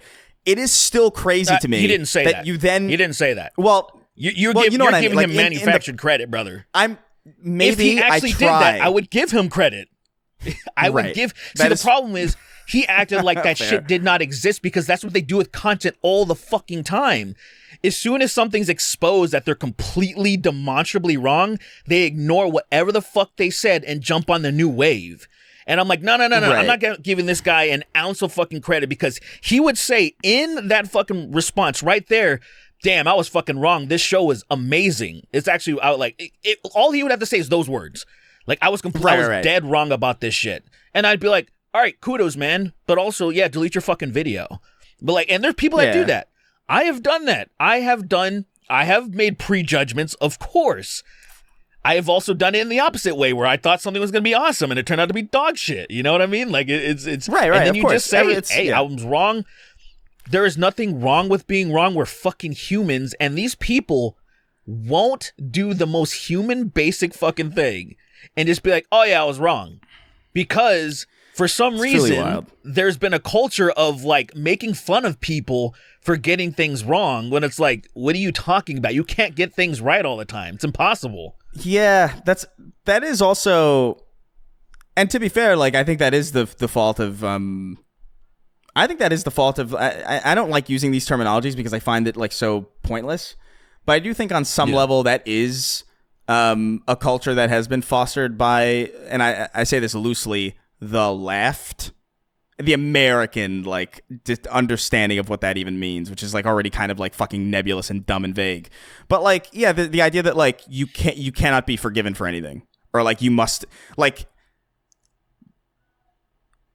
the idea of cancel culture when it first started was like, I think about like James Gunn when he got fired for those joke tweets. You know what I mean? When he got fired for those joke tweets from Marvel, and then they immediately rehired him because they realized how stupid it was. That's an example of cancel culture, I think. That's different than like, oh, somebody got outed for genuine sexual misconduct and then they're facing like public backlash for it. That's just like consequences for like your actions. That's like not what cancel culture is. But I do think that idea of like, oh, well, you know, you can't be like, there's no path to redemption. And if there is no path to redemption, people are just going to go where the love is. And that's what the grift is. That's just like, oh, well, I've already fucked up. That's Gina Carano. You know what I mean? Where it's like, oh, well, I already fucked up. I have no incentive to change because the people over there will never accept me if I change. I'm going to go to people who are encouraging my current behavior and love me and will clearly support me no matter what. And that's its own kind of problem. You're definitely right about that. That is very important. I'm glad you even brought that up, because there was a reason an anti-SJW community, whatever you want to call it, sprung up. Like, some people on the left refuse to acknowledge their part in it. When there's an anti of anything, that's crazy. Yeah. You have to remember it. It came up because something exists prior. Even like, say, when you talk about something, you know, I'm not going to get into it, but when you talk about terrorism or terrorist, they're not just movie villains that sprung up out of nowhere. Something happened to create this. And what I'm saying is, this whole movement, and I'm not comparing to like, there's going to be some dumb idiots that are going to say, are you comparing anti-SJW to terrorists? No, I'm just giving you an example. It has to be 1-to-1. I know we talked about this before, but I know there's people that are neurodivergent that are going to fucking type it, and I'm like, I have to nip it in the bud right now. But it's just, it was the reaction to how intolerant some of these fucking people were being. And it was like, yo, this is crazy, because me growing up in California with my progressive friends, some of my punk friends and stuff, they were not like this. And it was like, what is this new wave of you cannot be redeemed? The whole idea was you wanted people to better themselves and you would accept them. You wanted a racist to renounce their racism and join normies and be a part of society and not hate people, instead of being like, no, you were once a Nazi, fuck you forever. It's like, what are you talking about? He did the thing you wanted them to do, right? Yeah, exactly. And look, I'll joke about that too. It's like, sometimes I will make fun of people who have like who are like, oh yeah, I used to be a Nazi and now I'm not. Like, there is, look, it's funny on some level to me. Look, but there is like, yeah, dude, like it's such an inherently left. Yeah, of course. But like, it's such an inherently left-leaning principle to believe in the concept of like, that's the entire point of like the left-wing perspective on the prison system, is that like, oh, it's a rehabilitation, it's a system for rehabilitation, not just for like abject punishment. But like the way that it's almost like a complete flip of ideologies, where it's like the Republicans apparently, you know, there's like, oh man, well, what the hell, like, come on, I mean, it's all pretend, let's be real, but like, it's like, oh yeah, let's like let people can't change, people can't make mistakes anymore, but then they'll be like, oh, you're in prison, you're a slave and you deserve it. And the left people are like, oh no, everybody should, you know, have the ability to change and be better in prison. But in culture, it's like, oh, you said a racist thing in high school like 20 years ago on Twitter or whatever, and it's like, no, sorry. And it's just like, it's so backwards and insane. I don't know. I will say, all politics are inherently I will say stupid this, and then we'll move on. Contradictory. Of course there are. Yeah. I got to say this, and then we'll move on. At the very least, right now, there is as far as like the left goes and left movements for politics, that less insane people are sticking around and that are more prominent. And they're really been preaching exactly what you've been talking about and you and I have been saying. They've been like, hey, that crazy not accepting and this so-and-so and oh, old tweets, this and that shit, that's not helping knock that shit off. That has been a thing that a lot of people like, let's talk about some important shit. Let's talk about real progressivism. And, you know, let's not pretend like fucking the right or, you know, they're fucking anti-censorship and they're all welcoming in arms and everything. Like, let's put things in a perspective and not cater to the insane fucking people. And I've been appreciating that because they're like, I've had many somebody actually jumped into my DMs recently apologizing for saying like, hey, I thought you were a chud. I just want to apologize. And I said, you have nothing to apologize about. There were people that I was associating with that were chuds, and so I was adjacent to it. And so you not watching and consuming that content, you made a judgment and you just assumed things. And I can't, like, I wish you wouldn't, but humans are gonna human. So I'm like, I totally understand why you thought this, but then when you actually started hearing me speak and you started hearing my thoughts and my takes, and you're like, oh, that's all you can really ask of anybody.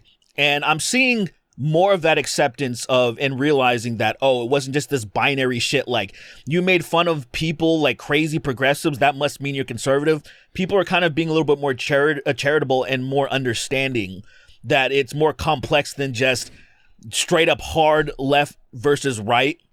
And I think technically things are overall in a better place. I think there's more grifters, but I think that there's I think that it's less this war-y gay culture shit. Now it's more mainstream politics, right?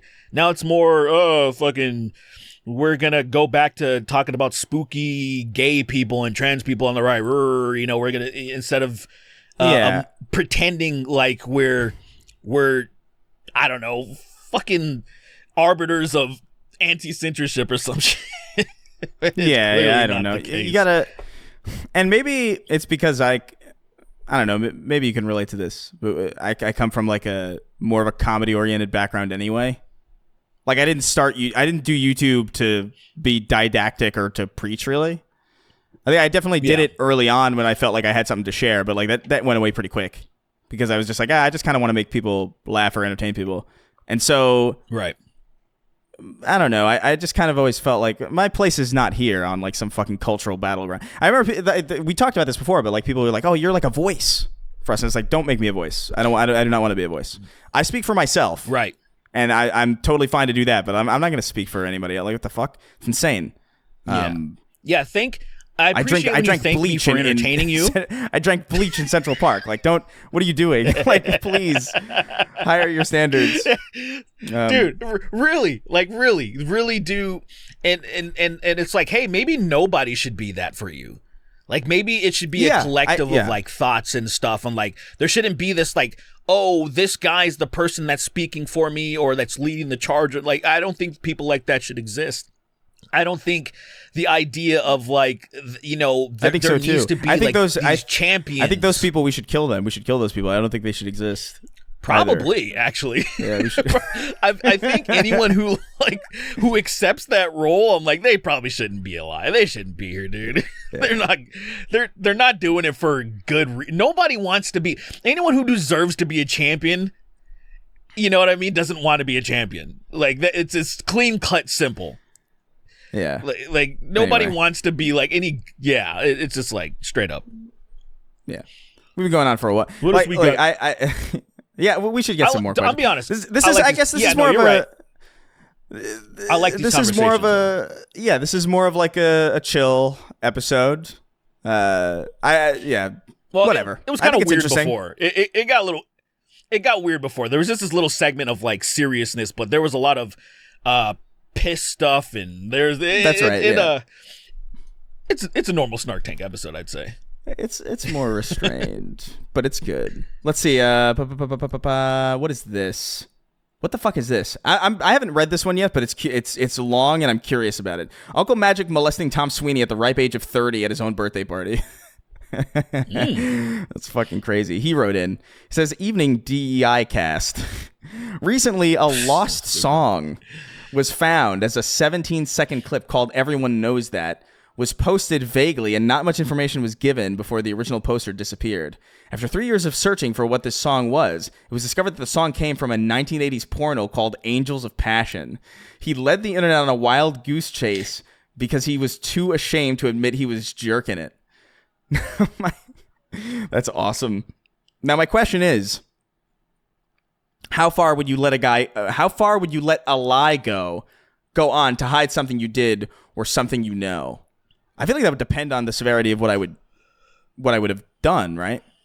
Like, wouldn't it? Like, I wouldn't go that far to hide the fact that I like stole a fucking candy bar from a Walmart once. You know, like I could give a fuck less about that. But if I was like a demon, I don't know. I don't know how far I would go.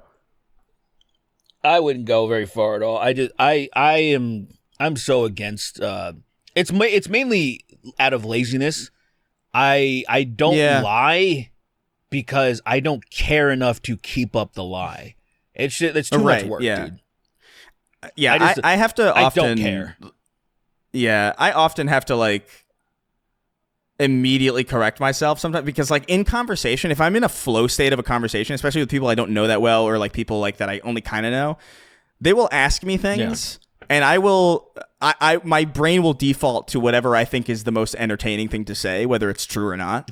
And then I have to backpedal sometimes where it's like, but I'm doing this or whatever. It's like a problem. So like I go back often to correct those things, but there's sometimes where I completely forget. Like I completely forget. Like, oh yeah, I told that guy that I was at like a fucking that I went to a clown college, and I don't know why I said that. I don't know why I said that to that guy, and that guy's walking around thinking I go to a clown card. And I'm sorry to strangers who know me because they're walking around with like complete fucking. I feel like I'm to people who don't know me very well. I feel like I'm like a Joker like figure where like they don't. He tells a different story. He tells a different origin story to like everybody about like where everybody that I know in real life know exactly like where I'm from and what I've done and like where my where I went to school and where I grew up and like when I moved and all this stuff. But like there are people that I've met like maybe twice who think I went to clown college. I told a guy that I was 46 and that I've just been getting stem cell treatment for a while.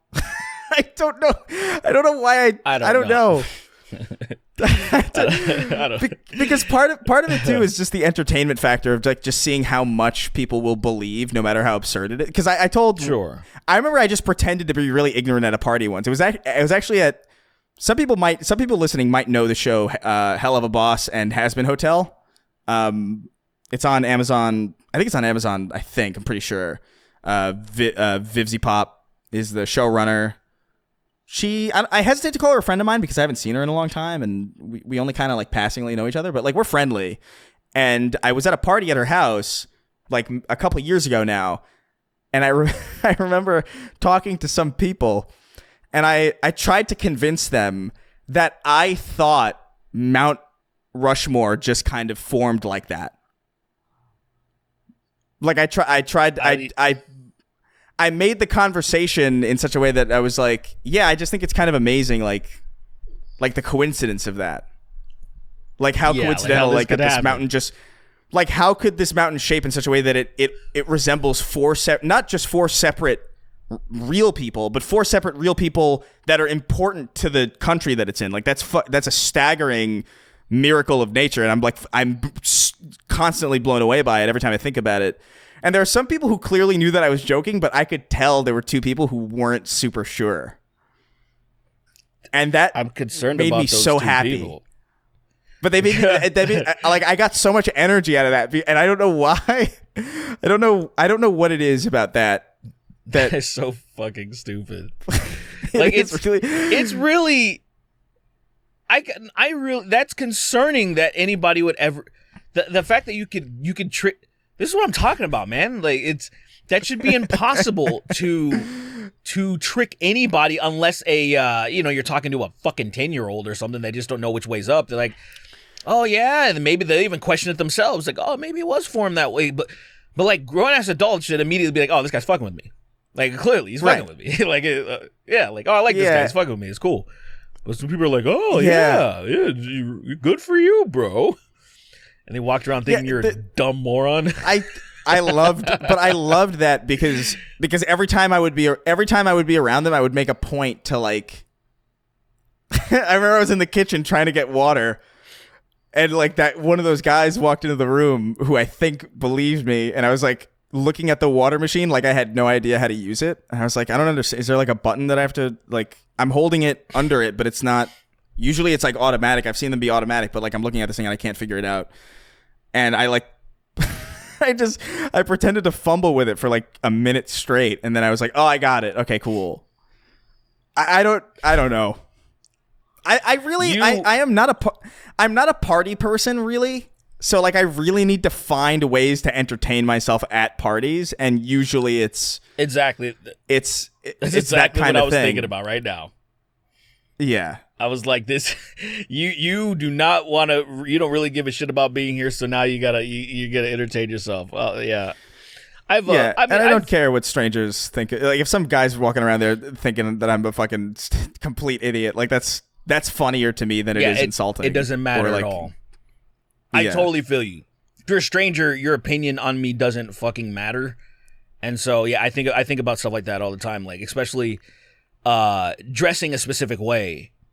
Like maybe like I've worn some stuff that I probably should throw away because there's just like a giant hole in the shirt and it's complete. It's right. You know, it's like I don't care. Who am I trying to impress? Like, I don't give a fuck about these people. Like, you know, in the way that I need to impress you. It's just like fucking whatever, dude. And yeah, that's funny though. That's cool though. That's cool.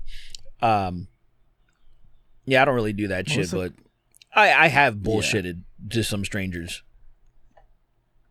For sure, yeah. Particularly when I was on tour. Yeah. Oh yeah, obviously. You're in a different town the very next fucking day. Like, what do you care? Yeah.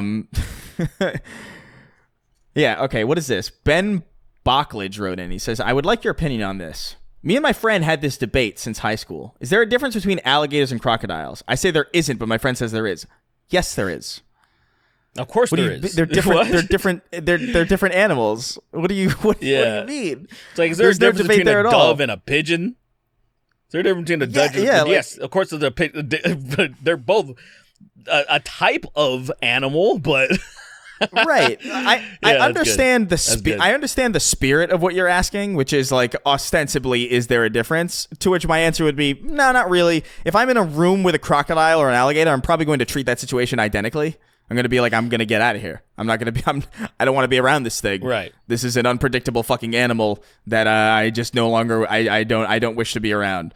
But on like a fundamental level, yeah, they're even just like from a looks perspective, I get them mixed up. I don't know which one is which, but I could tell that they're different. If you put an alligator or a crocodile next to each other, I can tell you that they're different animals, like for sure. And I can tell you that like one is one thing and one is the other. I forget which one is which. I think the alligators are like the wider snouts and the crocodiles are thinner, right? Yes. I think. Yes. Like just think of American gators, man. Just think of you know what, Florida, just think of Florida and just gators. And they're not, if you know what they look like there, then it's like, all right, that's that. And then anything that looks slightly different, you're most likely dealing with a crocodile. Like, you're most likely like, oh, that looks a little weird. That looks a little different. But I had a dream. Yeah, I had a dream about an alligator recently. I had a dream that I don't know about you, but I have like really mundane dreams for the most part. Like my dreams, even like when they're like nightmares, it's usually like a realistic nightmare scenario. Like someone passes away, or like I receive like really horrifying information, but I'm still like in my apartment generally. I'm not in like some weird like Willy Wonka fucking fever dream where I'm like, I don't moving through like, it's very rare that happens. It does, but like very rarely. And I had a dream where like I was making coffee and I walked into my office and there was an alligator barreling towards me, like my real office. And it was such a frightening core experience because it was so believable in the moment, because nothing was weird. It wasn't like, oh, my apartment's like bigger than it normally is. You know what I mean? Those like weird telltale signs that you're dreaming, or like, oh, I can't read any of the signs. Weird. None of that. It was just making coffee, walking to my office, and an alligator is barreling toward me. I'm like, what the fuck? I'm not even like afraid of alligators particularly. I mean, I guess I would be if someone dropped one on me. If there was one in front of me, I would be scared for sure. Yeah. If I was like jerking off and then like an alligator barreled through my window, I would absolutely not come. You know? Like that would interrupt me. I would try to come on it. I think I would try to shoot one on it, try to disrupt its charge, something like that. Do you think that would disrupt its charge, or do you think that it would detect an additional scent and therefore find you more appetizing? I don't know, man. I feel like it probably was not expecting to be came on, and it might take a minute to try to process what just happened. Because it's a little different. I don't think anybody normally does that to it. And it's like, hey, what just happened to me? And you think it's having the conversation in its head where it's like, this is a new experience. I've never experienced this before. I've never been semen upon. Alligator have never experienced this. Yeah. Me, an alligator. Yeah. All right. That's a question for Sweeney. I'm not gonna answer that. Derek Michael Vick Blackman wrote in. What? Did I talk about killing dogs or something? That is a specific reference, by the way. That is. There's no chance that people under the age of 25 know what that means. Like, I don't think that's like a probably. That is that is a palpable moment in time that reference is from, like a very specific flash. I don't know, but he writes in. He says, "Hey Ed and Eddie. Hey Ed and Spetty. I don't know what that's implying. Since Derek thinks he could easily fight off a wolf in most dog breeds, how many aggressive German Shepherds do you think each of you could fight at once before you lose? Oh, aggressive German Shepherds? I think honestly 2 is probably like those things are like really fucking effective. Once there's 2 of those things, the chances go down significantly, because while you're dealing with one, the other one can just go for the kill. Like, that's why it's so hard to deal with a pack of wolves, because they'll eventually get you, because there's so many that are doing the distracting bitings and then trying to drag you down so then they can tear your fucking throat apart and shit. And when you're dealing with one wolf or one dog, which I've even dealt with, like, say a very aggressive dog before that busted through a fence and grabbed my, step cousin, whatever you want to call. Like, fucking miraculously did not chomp her, but got her, what do you call spandex? What do you call those things again? Leotard? What do they call them now? They don't call them spandex anymore. Like jeggings or whatever. But like leggings, right. Whatever. But just got it just happened, instead of chomping her, she got lucky that it just chomped her clothes. That's pretty lucky. And like that thing was like, and like I'm younger, and I fucking tossed this thing. And I was a lot, like, now I am infinitely stronger than I was when I was however fucking old I was. I don't remember exactly what year that was, but I was probably like a teenager or something, 13, barely. And now I will crush that. It was a I can't remember the breed of it, but it was a bigger dog. And I would roughhouse with my friend's German Shepherd all the time. There was a Labrador that was huge. My stepsister had, and that motherfucker loved to would charge at me full speed, and I would fucking try to be like, all right, let me brace myself, and I could toss it, and I will toss a fucking wolf too. Like maybe not initially if it catches me off guard, but the idea, and I feel like maybe people are really weak on average or something. And I'm like, maybe go to the gym. I want to see you put up some numbers and maybe gauge and see how strong or weak you are. And then maybe you want to just get to here's a better gauge. Do 10 push-ups. All right. If you can't do 10 push-ups, get to that level at least to where you can do 10 fucking push-ups. And if you can't, that means that maybe a wolf would absolutely maul you and you'd have no fucking hope. Because I think a terrier would kill you. If you can't do 10 push-ups, if you can't do 10 push-ups, a terrier is taking you to the pound. Like you're in the grave at that point. Like I actually look, 2 dogs is like way worse. Especially like German Shepherds, which are like those are military dogs. They're trained for that reason. So like I don't know. Right. I think because like my uncle Santiago, like he had like he got into a run-in with 2 German Shepherds, and one of them was fine, but then the other one went up behind him and ripped his spine out of his asshole. Like it burrowed its nose up his asshole and grabbed his spine and pulled it out like a fucking, almost like deboning a chicken. And he had to limp home, like all like limp and gross and like an accordion. Miraculously survived. It was he was fine.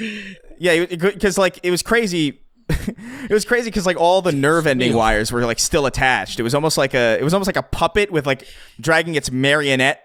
The wooden marionette thing with the strings behind it. It was fucking scary. And he showed up to our doorstep. He slithered up to our doorstep, and we took him to the ER. And then he went bankrupt because that's a really expensive. It's really expensive to get. It turns out it's really expensive to get your spine reinserted. But it was a 1 in a million chance, man. He got really fucking lucky. So he was able to recover the spine. The dog didn't like eat it or whatever. Yeah, no, it pulled it out and then it pulled it out and stood up, pointed and laughed and then ran away with the other dog. Is how he describes it. But he was also in I don't know how accurate that story is because like he was in clearly a fugue state. But I did see his spine dangling out of his asshole and it was really scary. See, I know that's not true because it was your uncle, right? It was your uncle, right? Yeah, my uncle Santiago. Yeah. Yes. So I know a little bit of that, or at least you're misremembering because your uncle Santiago actually he told me the story, and everything was right. Like he definitely got the spine pulled out of his asshole and everything. But when the dog stood up, he wasn't laughing. He actually said "bark, bark, fatality," and then he got back on his hind legs and then walked away. Right. That's I think the one thing that he got wrong. Well, maybe. Yeah, I think he maybe interpreted it as like. You're probably right. I think it was probably more like the action that the dog took was interpreted as basically laughing in his face. But that sounds laughing. That was kind of like a very insult to injury. Like that is very true. Yeah, but you don't know what it's like, man. Like 2 dogs, they'll fuck you up, and it's pretty bad. Yeah. So don't fuck with that. Last the last one. Yeah, what's up? It's so dumb. What a fucking stupid. This is all real, by the way. Cummed Uncle Butt wrote in. He says, Chris, hey, this is the last one. Hey, hey, Chris, Sween, and it's just like an empty space. Just there's nothing written there. Damn. Been listening since what the fuck? Sween's not even here, so joke's on you, idiot. Yeah, bitch. Been listening since the start and finally bit the Patreon bullet for the merch. You won't be disappointed. Maybe we're. I don't know. I can't control you, right? My question is, if something were to happen that would immediately turn you into a raging bigot with no chance of rehabilitation, what would that thing have to be? I think I'm only like 1 bad day away. Really. I think ultimately, at the end of the day, I think like maybe I'm 1 minor inconvenience away from just becoming a truly diabolical individual. I think if I were to guess, or if I were to gauge, it wouldn't take much. If I get cut off in traffic and I notice, if I notice anything that I can pinpoint, then it's over. But it is going to be distinctly. It is distinctly going to be only related to whatever group the next person to inconvenience me is a part of. You know, it really is like the straw that broke the camel's back type deal, where it's like it could be a million different inconveniences from a million different places, but the next guy, if the next guy is Armenian, it's over. It's over for the Armenians. It's over for the Armenians. Then you're gonna contribute to the genocide, I guess. Yeah, and if the next guy is Hawaiian, then it's over for those people. Yeah, set another island on fire. Yeah, like I did the first time. Yeah. I don't know. Yeah, I know. I feel you on that, man. I'm on the cusp of just being anti-Semitic, bro. I'm almost there. Cusp. Like that. Yeah. I'm at the point where just my entire feed is just littered with news in that region from that region. Oh, right, yeah. And then there's like protests and all this stuff going on right here in America, and I'm just like, man, if I were a lesser being, like if I were the person that this question suggests, I would just, man, it would be over. I'd be like, you know what? Fuck it. I'm gonna start. Me and fucking neo-Nazis are holding hands now. I'm gonna fucking go hang out with Kanye. I'm gonna go hang out with Kanye and be like, hey, you know what, dude? You know what? It's funny. It's funny enough that he kind of disappeared, where he would probably gather a ton of sympathy now. Oh, now, like, it's obvious that the Israeli people have nothing to do with what's happening, right? It is the regime. It's all the government, right? It's all the people in power everywhere. People suck, and then all of a sudden they would just be like, fucking anti-Semitic powers activate, and then just start just becoming the fucking worst people. And it is really crazy to me that people can't make that distinction, by the way. It is wild that people like still can't figure out the difference between like criticizing a government and its people. I don't know. Very weird. Yeah, it sucks. It sucks ass. But yeah, so that's my answer. That's my answer. I have all that. You know, there's somebody actually drew, I don't remember if this was tongue in cheek or if this was when the alt-right were coming after me, but there is a what is that? The covetous, the greedy Jew drawing. You know that drawing, right? Oh yeah, I know what that is. The hunchback and somebody drew that of me, a version of me of like that, and I can't remember if someone did it as a joke or if it was when those guys were fucking with me. Yeah, I can't remember, but I have it. And I'm be honest, I love it. It's great. I was like, I can't believe someone did this. It's crazy. Yeah, the effort that I still have people sending me that picture of. Do you remember that ridiculous image of it's like me and Lacey in the middle, and then it's the two like sides, and it's this big drawing.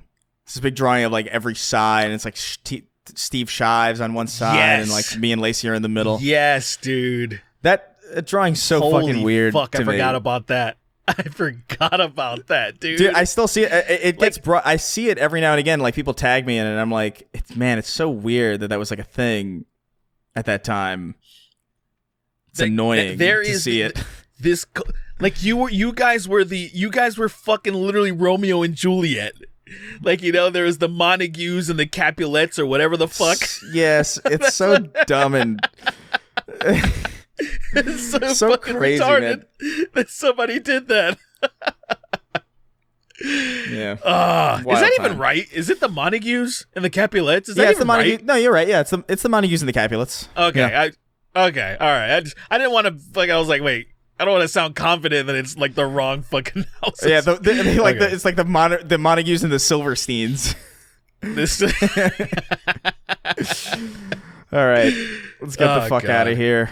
A little bit more of a in-depth episode. I think we have been doing. Oh, by the way, while we're at it, we've been doing this advice column on Extra Ammo lately, and it's been people really like it.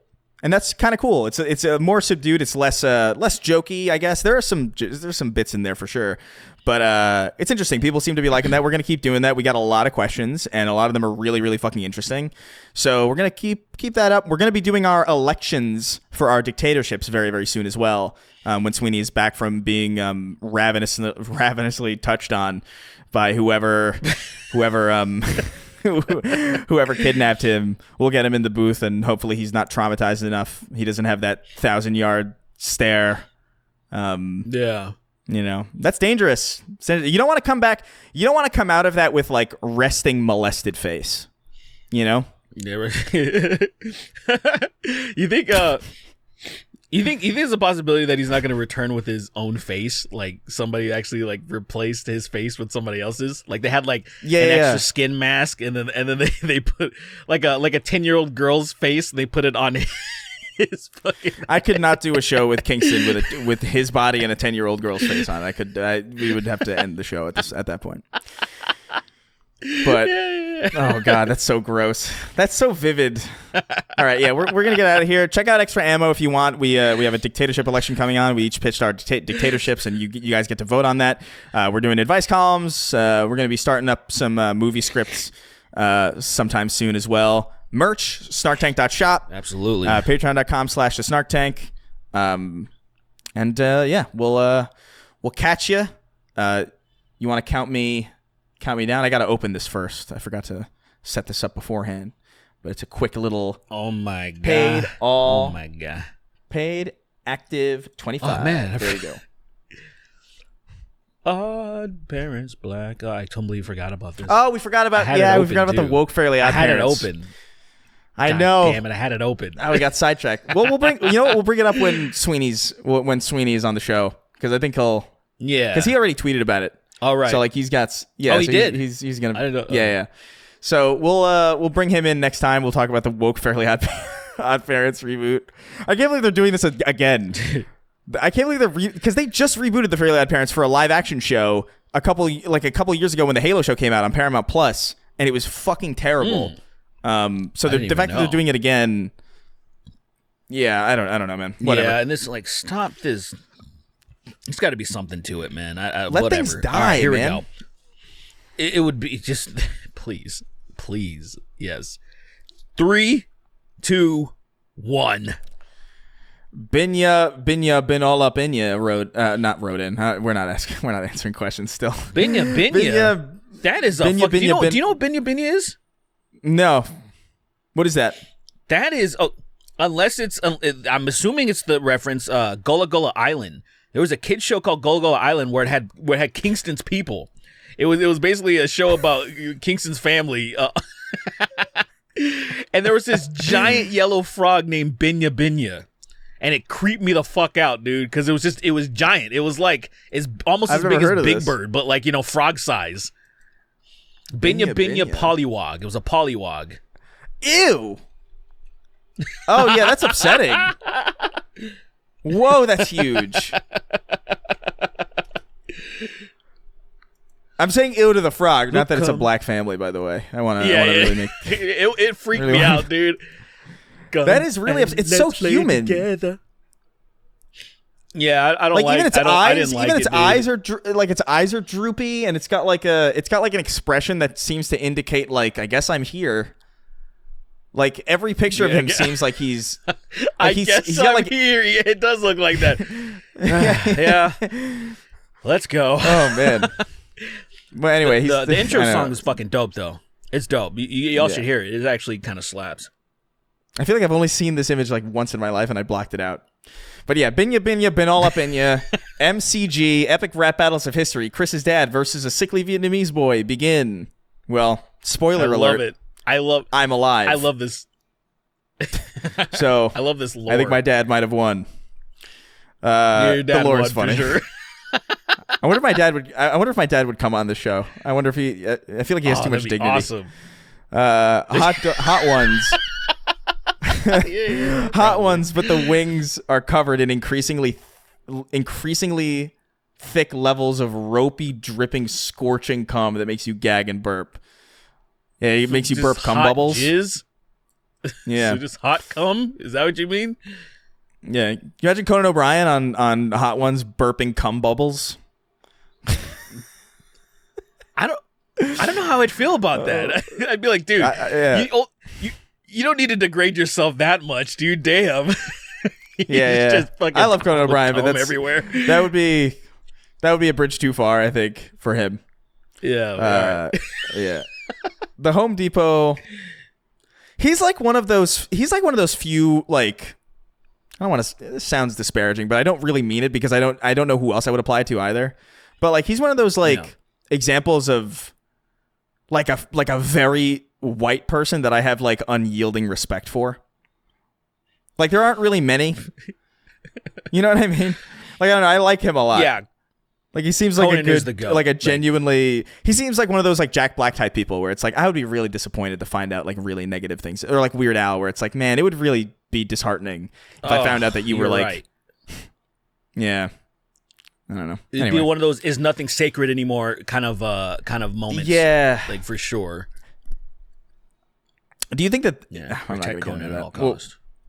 Protect him. The Home Depot Day laborers who touched my son. The owner of Derek's foreskin. Miguel O'Hara's trans mask pussy. So fucking touched your son? Damn, I hope that's not true. Hey, man, you know, I thought you were laughing at the idea of somebody owning your foreskin. Oh no, I'm just thinking of these poor Mexican dudes that are just trying to grind, and for some reason just grabs this dude's son and starts fucking molesting them. Hey, molesto, you give me back your son $50 or something. I don't know. I guess go. Yeah, I don't know. Well, turn your pussy in this life or the next. Elon Musk inviting 8 wild Ram Ranch cowboys and Shawn Mendes on a spacecraft to Mars. It's a prank, bro. As he places semen in his penis. Wipe me down because I'm covered in cum. Lil Boozy. Jack, the world's fastest Maori. Bethesda. Fallout is to OG Fallout. What the Halo show is to the OG Halo trilogy. Chris, what's your favorite Helldivers stratagem? I don't know. I haven't played in a while, actually. Like, I think it's... I don't know, man. Probably... I think that 500k megaton bomb is pretty fucking... It's pretty rad. Big Meaty Stinks. Andy, the man whose handies are S tier and dandy, coming in a hot pocket. Now I'm boiling milk. If you take Tim Pool's beanie off, he looks like Cuphead. So stupid. What does that mean? Does he have like an empty space in his head that like? Can you imagine having a concave? Can you imagine having a concave skull to the point where it's like, man, you look like Cuphead. It's just He's like a fucking bread bowl. Oh fuck. Oh man, I need that drawn. I need Cuphead version of Tim Pool. Yeah, and then I will print it out and make it a personal shirt for me. I will wear that just for me. I gotta make personal shirts again. It was fun making dumb, because I would make dumb. Yeah. I would make merch that like I know no one else would make. Like when I used Teespring a lot, I would just like put up a design on there. I would order one and then take the design off because it was so dumb. And then take it down. I thought it was. Yeah, I did a couple of I did a couple of those for. There's a specific shirt in the merch shop, snarktank.shop, that is very clearly a design that it could be used to say a lot of things. It's the Gay Station 3 shirt in the original PS3 font, where like. I feel like I want a lot of shirts of this just saying different things. And so I ordered like a bunch of dumb fucking... It's just so dumb. But yeah, I don't know. Yeah. Big Meaty Stinks. Nice. Blah, blah. Heath Smoker, Gids, Lagriticus Cornbread. What the fuck? Tariq Nasheed, Secret White Gay Lover, Smormu, Homeless Trans Femme Who Comes, Kendrick Raped Drake, not the Nickelodeon one. Oh yeah, that was I was saving that. Like I wanted to talk about that with Kingston also because like Kingston, yeah. I did hear it. I don't know what's going on. I don't follow these people. I saw some people were just disappointed just because they wanted it to be like Pusha T. Pusha T dumped a lot of fucking like, tea when it came to like firing back at Drake and shit. And Kendrick was kind of like, nah, let's not go that deep. And some people are like, oh man. And so, but we can talk about it. Yeah, when Kingston, returns with his child face or whatever. Yeah. The thing about Kendrick is like I like Kendrick, but sometimes I'll listen to his music and I'll feel like he's doing an impersonation of somebody who's rapping, and it's like disrespect. Like he sounds, I don't know. I don't know. I was actually he just has many different. I know what you mean though. Yeah. I do know what you mean. He has an inflection that sounds like he's worse at it than he is, and it always leaves me kind of confused because it's I don't know. Whatever. I'm sure Sweeney will have a lot to say. Sure. Tommy Pickles. Like, there's a part in the song where it's like, where he goes B B B B B, and I like just looking at the lyrics, where it's ooh ooh ooh ooh ooh ooh B B B B B. I'm like, what is going on? Tommy Pickles found suffocated from crib bumper.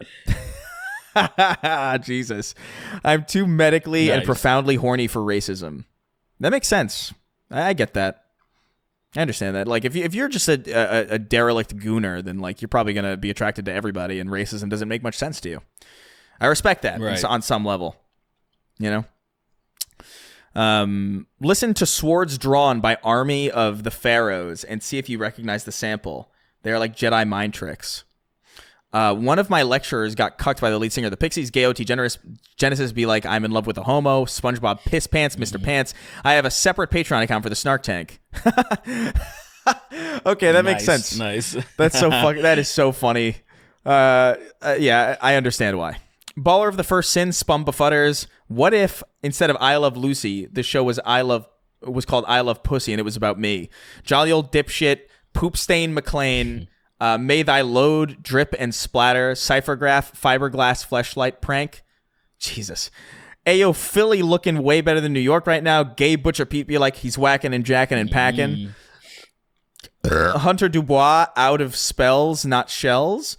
Hosing the homeless with dirty brown water. You could never fuck a guy like I. Spread 12 feet wide with thick ass thighs. I couldn't even feel you inside. Come only in guys. I don't know what it is. Who's that? Is I don't that know. like Aladdin? And You never have a friend like me. I don't know. I don't get it. Yeah, I don't know. Back to Tank of Piss. Caucasian Container. The Cracker Barrel for Gays. Disgruntled. Donald Trump burping on Dom's clit. Super Earth is just regular Earth without Israel. Page 2. Come on. Mac Silhouette, 2 cheers for my bestie for coming out of the closet. Hip, hip, you're gay. Hip, hip, you're gay. She Pipkin on my Pippa. Rosa Milano. We are rebranding the Snark Tank to the Spank Tank. Maybe slightly above average clit energy. How can I be homophobic? I blew his fucking brains out. Just the hard R. Star Coffee. Ripped the digital hookah. Now I'm getting molested on the set of Embryonic Sheldon. The MCU should cast the Hound from Game of Thrones as Sabretooth. My son froze to death in the wastes of Ohio by going homeless to pay you fucks. This is his memorial. Rip John. Transfem Gremlin exposing lactose intolerance people to 90 million rods of ionizing radiation. Yush, Craig the Canadian, an icy hand job from a frosty Edmonton hooker. It's your boy Shawnee D, Gilbert Gottfried voice. I hit it from the back, play whack-a-mole with her tapeworm. Jesus. Damn. Man, holy fuck. 3XO and the boundless nostalgia resulting from the sight of old Game Informer covers. And Game Informer actually came back recently. Or like, they came back, but they separated. They separated from GameStop, so now you don't have to fucking go to GameStop to be subscribed to them, which is, I was like, yes. Yeah, that's cool. I love those magazines. I don't even necessarily read them. The Homeless Cat. Do you? I would like flip through them. You know what I mean? I used to flip through them. No, I read them extensively, but that was also I'm a little bit older, so that was kind of like that's true. The best way to get information. I should clarify. I used to read them. Like I have like the ones like when I was a kid I would read them, but like when I was a teenager I would be like I would skim them and I just liked. They were just genuinely good magazines actually, but yeah. And I subscribed to them again because I kind of miss having physical media in some way. Like I don't know. There's something about that. Like every time I go home, I agree. I see my stack of Game Informers whenever I go home, and I'm like, this is nice. I don't know. I totally agree. Actually, I resubscribed to. I used to subscribe to Revolver. It was a metal magazine, and then I realized like, oh, they're still around. So I was like, fuck it, why not? 'Cause for that very reason. I miss kind of thumbing through that shit. Part of me is also just wondering how long they have left before they go away. So I'm like, let me get into this last wave before this goes away for good. The homeless cat that Shane Dawson impregnated, slurping, stroking, smoking, joking, emoticons going like this. Drip MH, Lord of Homeless Drip. Sylvester Stallone spitting piss into Lily's mouth like a mother bird feeding her babies. Obi, won't you blow me? Jackson Vernon, Norwegian game dev, developing Spanx the Quest. Kremlin to Gremlin. Dib Membrane is our only light-skinned Hispanic rep. Oh, that's true. That is true. I forgot that was true. That Dib from Invader Zim is Mexican. I did forget that. Oh. Well, it's easy to forget when their last name is fucking Membrane and not fucking Membrano or something. Membrano. I'm gonna steal your bones. She Azarath on my Metreon till I Zinthos. That's awesome. One fish, two fish, gay fish, sween fish, Zoo by Denzel Fury, I Am Gay by Ice Ice Baby. What? I'm Gaby? What is it? I'm Gaby? I'm Ice Ice Baby by Vanilla Ice. You're going to have to clarify that a little bit more. Wage Slave 583, a sad guy from Michigan telling the boys it isn't gay to be gagging on Goggins because we appreciate the performance, but I'm secretly crossing my fingers. The Rapini brothers present Master Roshi Flow, drank Master Corn's Sacred Water, and got straight to poppin' launches Senzu Bean. There's a new Dracula flow, by the way. There's some gold in there. Oh, really? There's one where he's like, the fentanyl got me moving like a claymation figure. That was my favorite one. Because it's very I can visualize it very easily. Donkerson, Dagobah, D's nuts in your mouth. Installing a faulty Neuralink in Chris's head that plays Thunder on repeat. You got to pay the troll tolls to get into Boy's Hole. Gate 6 is afraid of Gate 7 because 7 gaped 9. Multiple genders is a scam made up by Big Toilet to sell more bathrooms. So stupid. Oh my god. That. I love Big Blank. I love that. Yeah, Big Blank is a good joke, but like more than that, I love the idea that you can sell a bathroom. So like the idea that you would go to a store and be like, I want this bathroom instead of just the components that make it up. Yeah. Oh god, you stand at the edge of a precipice, not a preface, Chris. Natasha Bedingfield, pocket full of semen. Oh, I got a pocket full of semen. Oh, I get it. Yeah, I think that's who that is. Help, fuck, the dumbest lesbian. I'll carpet bomb the Gaza Strip for $0.25. Oh, Eddie. John Strickland, chronic herpes by Cum 40. By the way, Cum 41 is an obvious. Yeah, obvious one. When I hear Cum 40, but those are hard like, songs. Are you talking about? Cum 41. So like Fat Dick or something. I was thinking about Fat Lip. I think that would be a fun song to do. That's they're hard to sing though, because like they've got like I don't know. There's something about that guy's voice that's like really hard to emulate in a way that's, I don't know. I feel like even Pearl Jam is easier. You know what I mean? Yeah, Pearl Jam wasn't that hard actually. It was no. There are definitely some, like say Chester Bennington, very hard. Derek from fucking Sum 41, he has a pretty difficult voice. There's some that like they're like, oh, that guy from 3 Days Grace is a hard fucking, because he has like a unique, whatever he does with his vocal cords almost makes him sound by himself like he's layered. It's impressive. Yeah. I don't know how he does it. I don't know how he does it. It's fucking crazy. It is really crazy. Like, yeah, he's got a unique one. Yeah, I don't know. That'd be difficult. Mercs 1889. She worshipped my balls. Call her sacrilegious. The first Church of Keith David presents a massive orgy, but only the dude showed up. Second Church of Keith David featuring Biggie Better than the first Church of Keith David. Pre-Roz Blake 896. I gotta hit up that bitch Delphine. Need to get myself some elf man ass. at the Thalmor Embassy. Thalmor Embassy? Stupid. So dumb. That's so dumb. That only works in writing. Happy belated Sween. Happy belated birthday, Sween. I think I'm getting allergies again. Also, you're gay. Plays Enter Sandman. Nice. Chris trying to read like pa. Jeffrey Epstein was killed by the kids from Codename Kids Next Door. Alaskan oilfield trash. Texas tater salad. Last name bleach, first name drink. Like a failed abortion, should have drowned in the sink. Sue Hulk, tickle my ass hairs. Nikki Ziggy. Wicket 909. Sorry, Miss Jackson. Badly brave. Hugger Derek. Duck Cunt.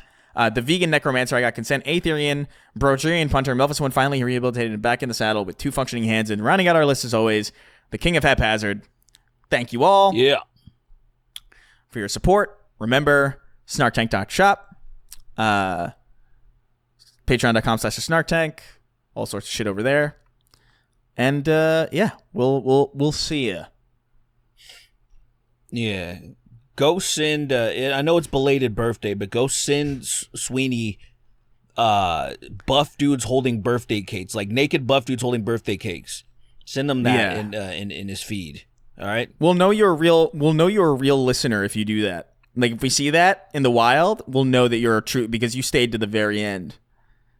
And that's how we'll know. And guess what? I am gonna in that thread in the pinned comment on our Twitter, I'm gonna post the naked birthday cake guys, so you guys don't have to search it up and fuck up your search engine.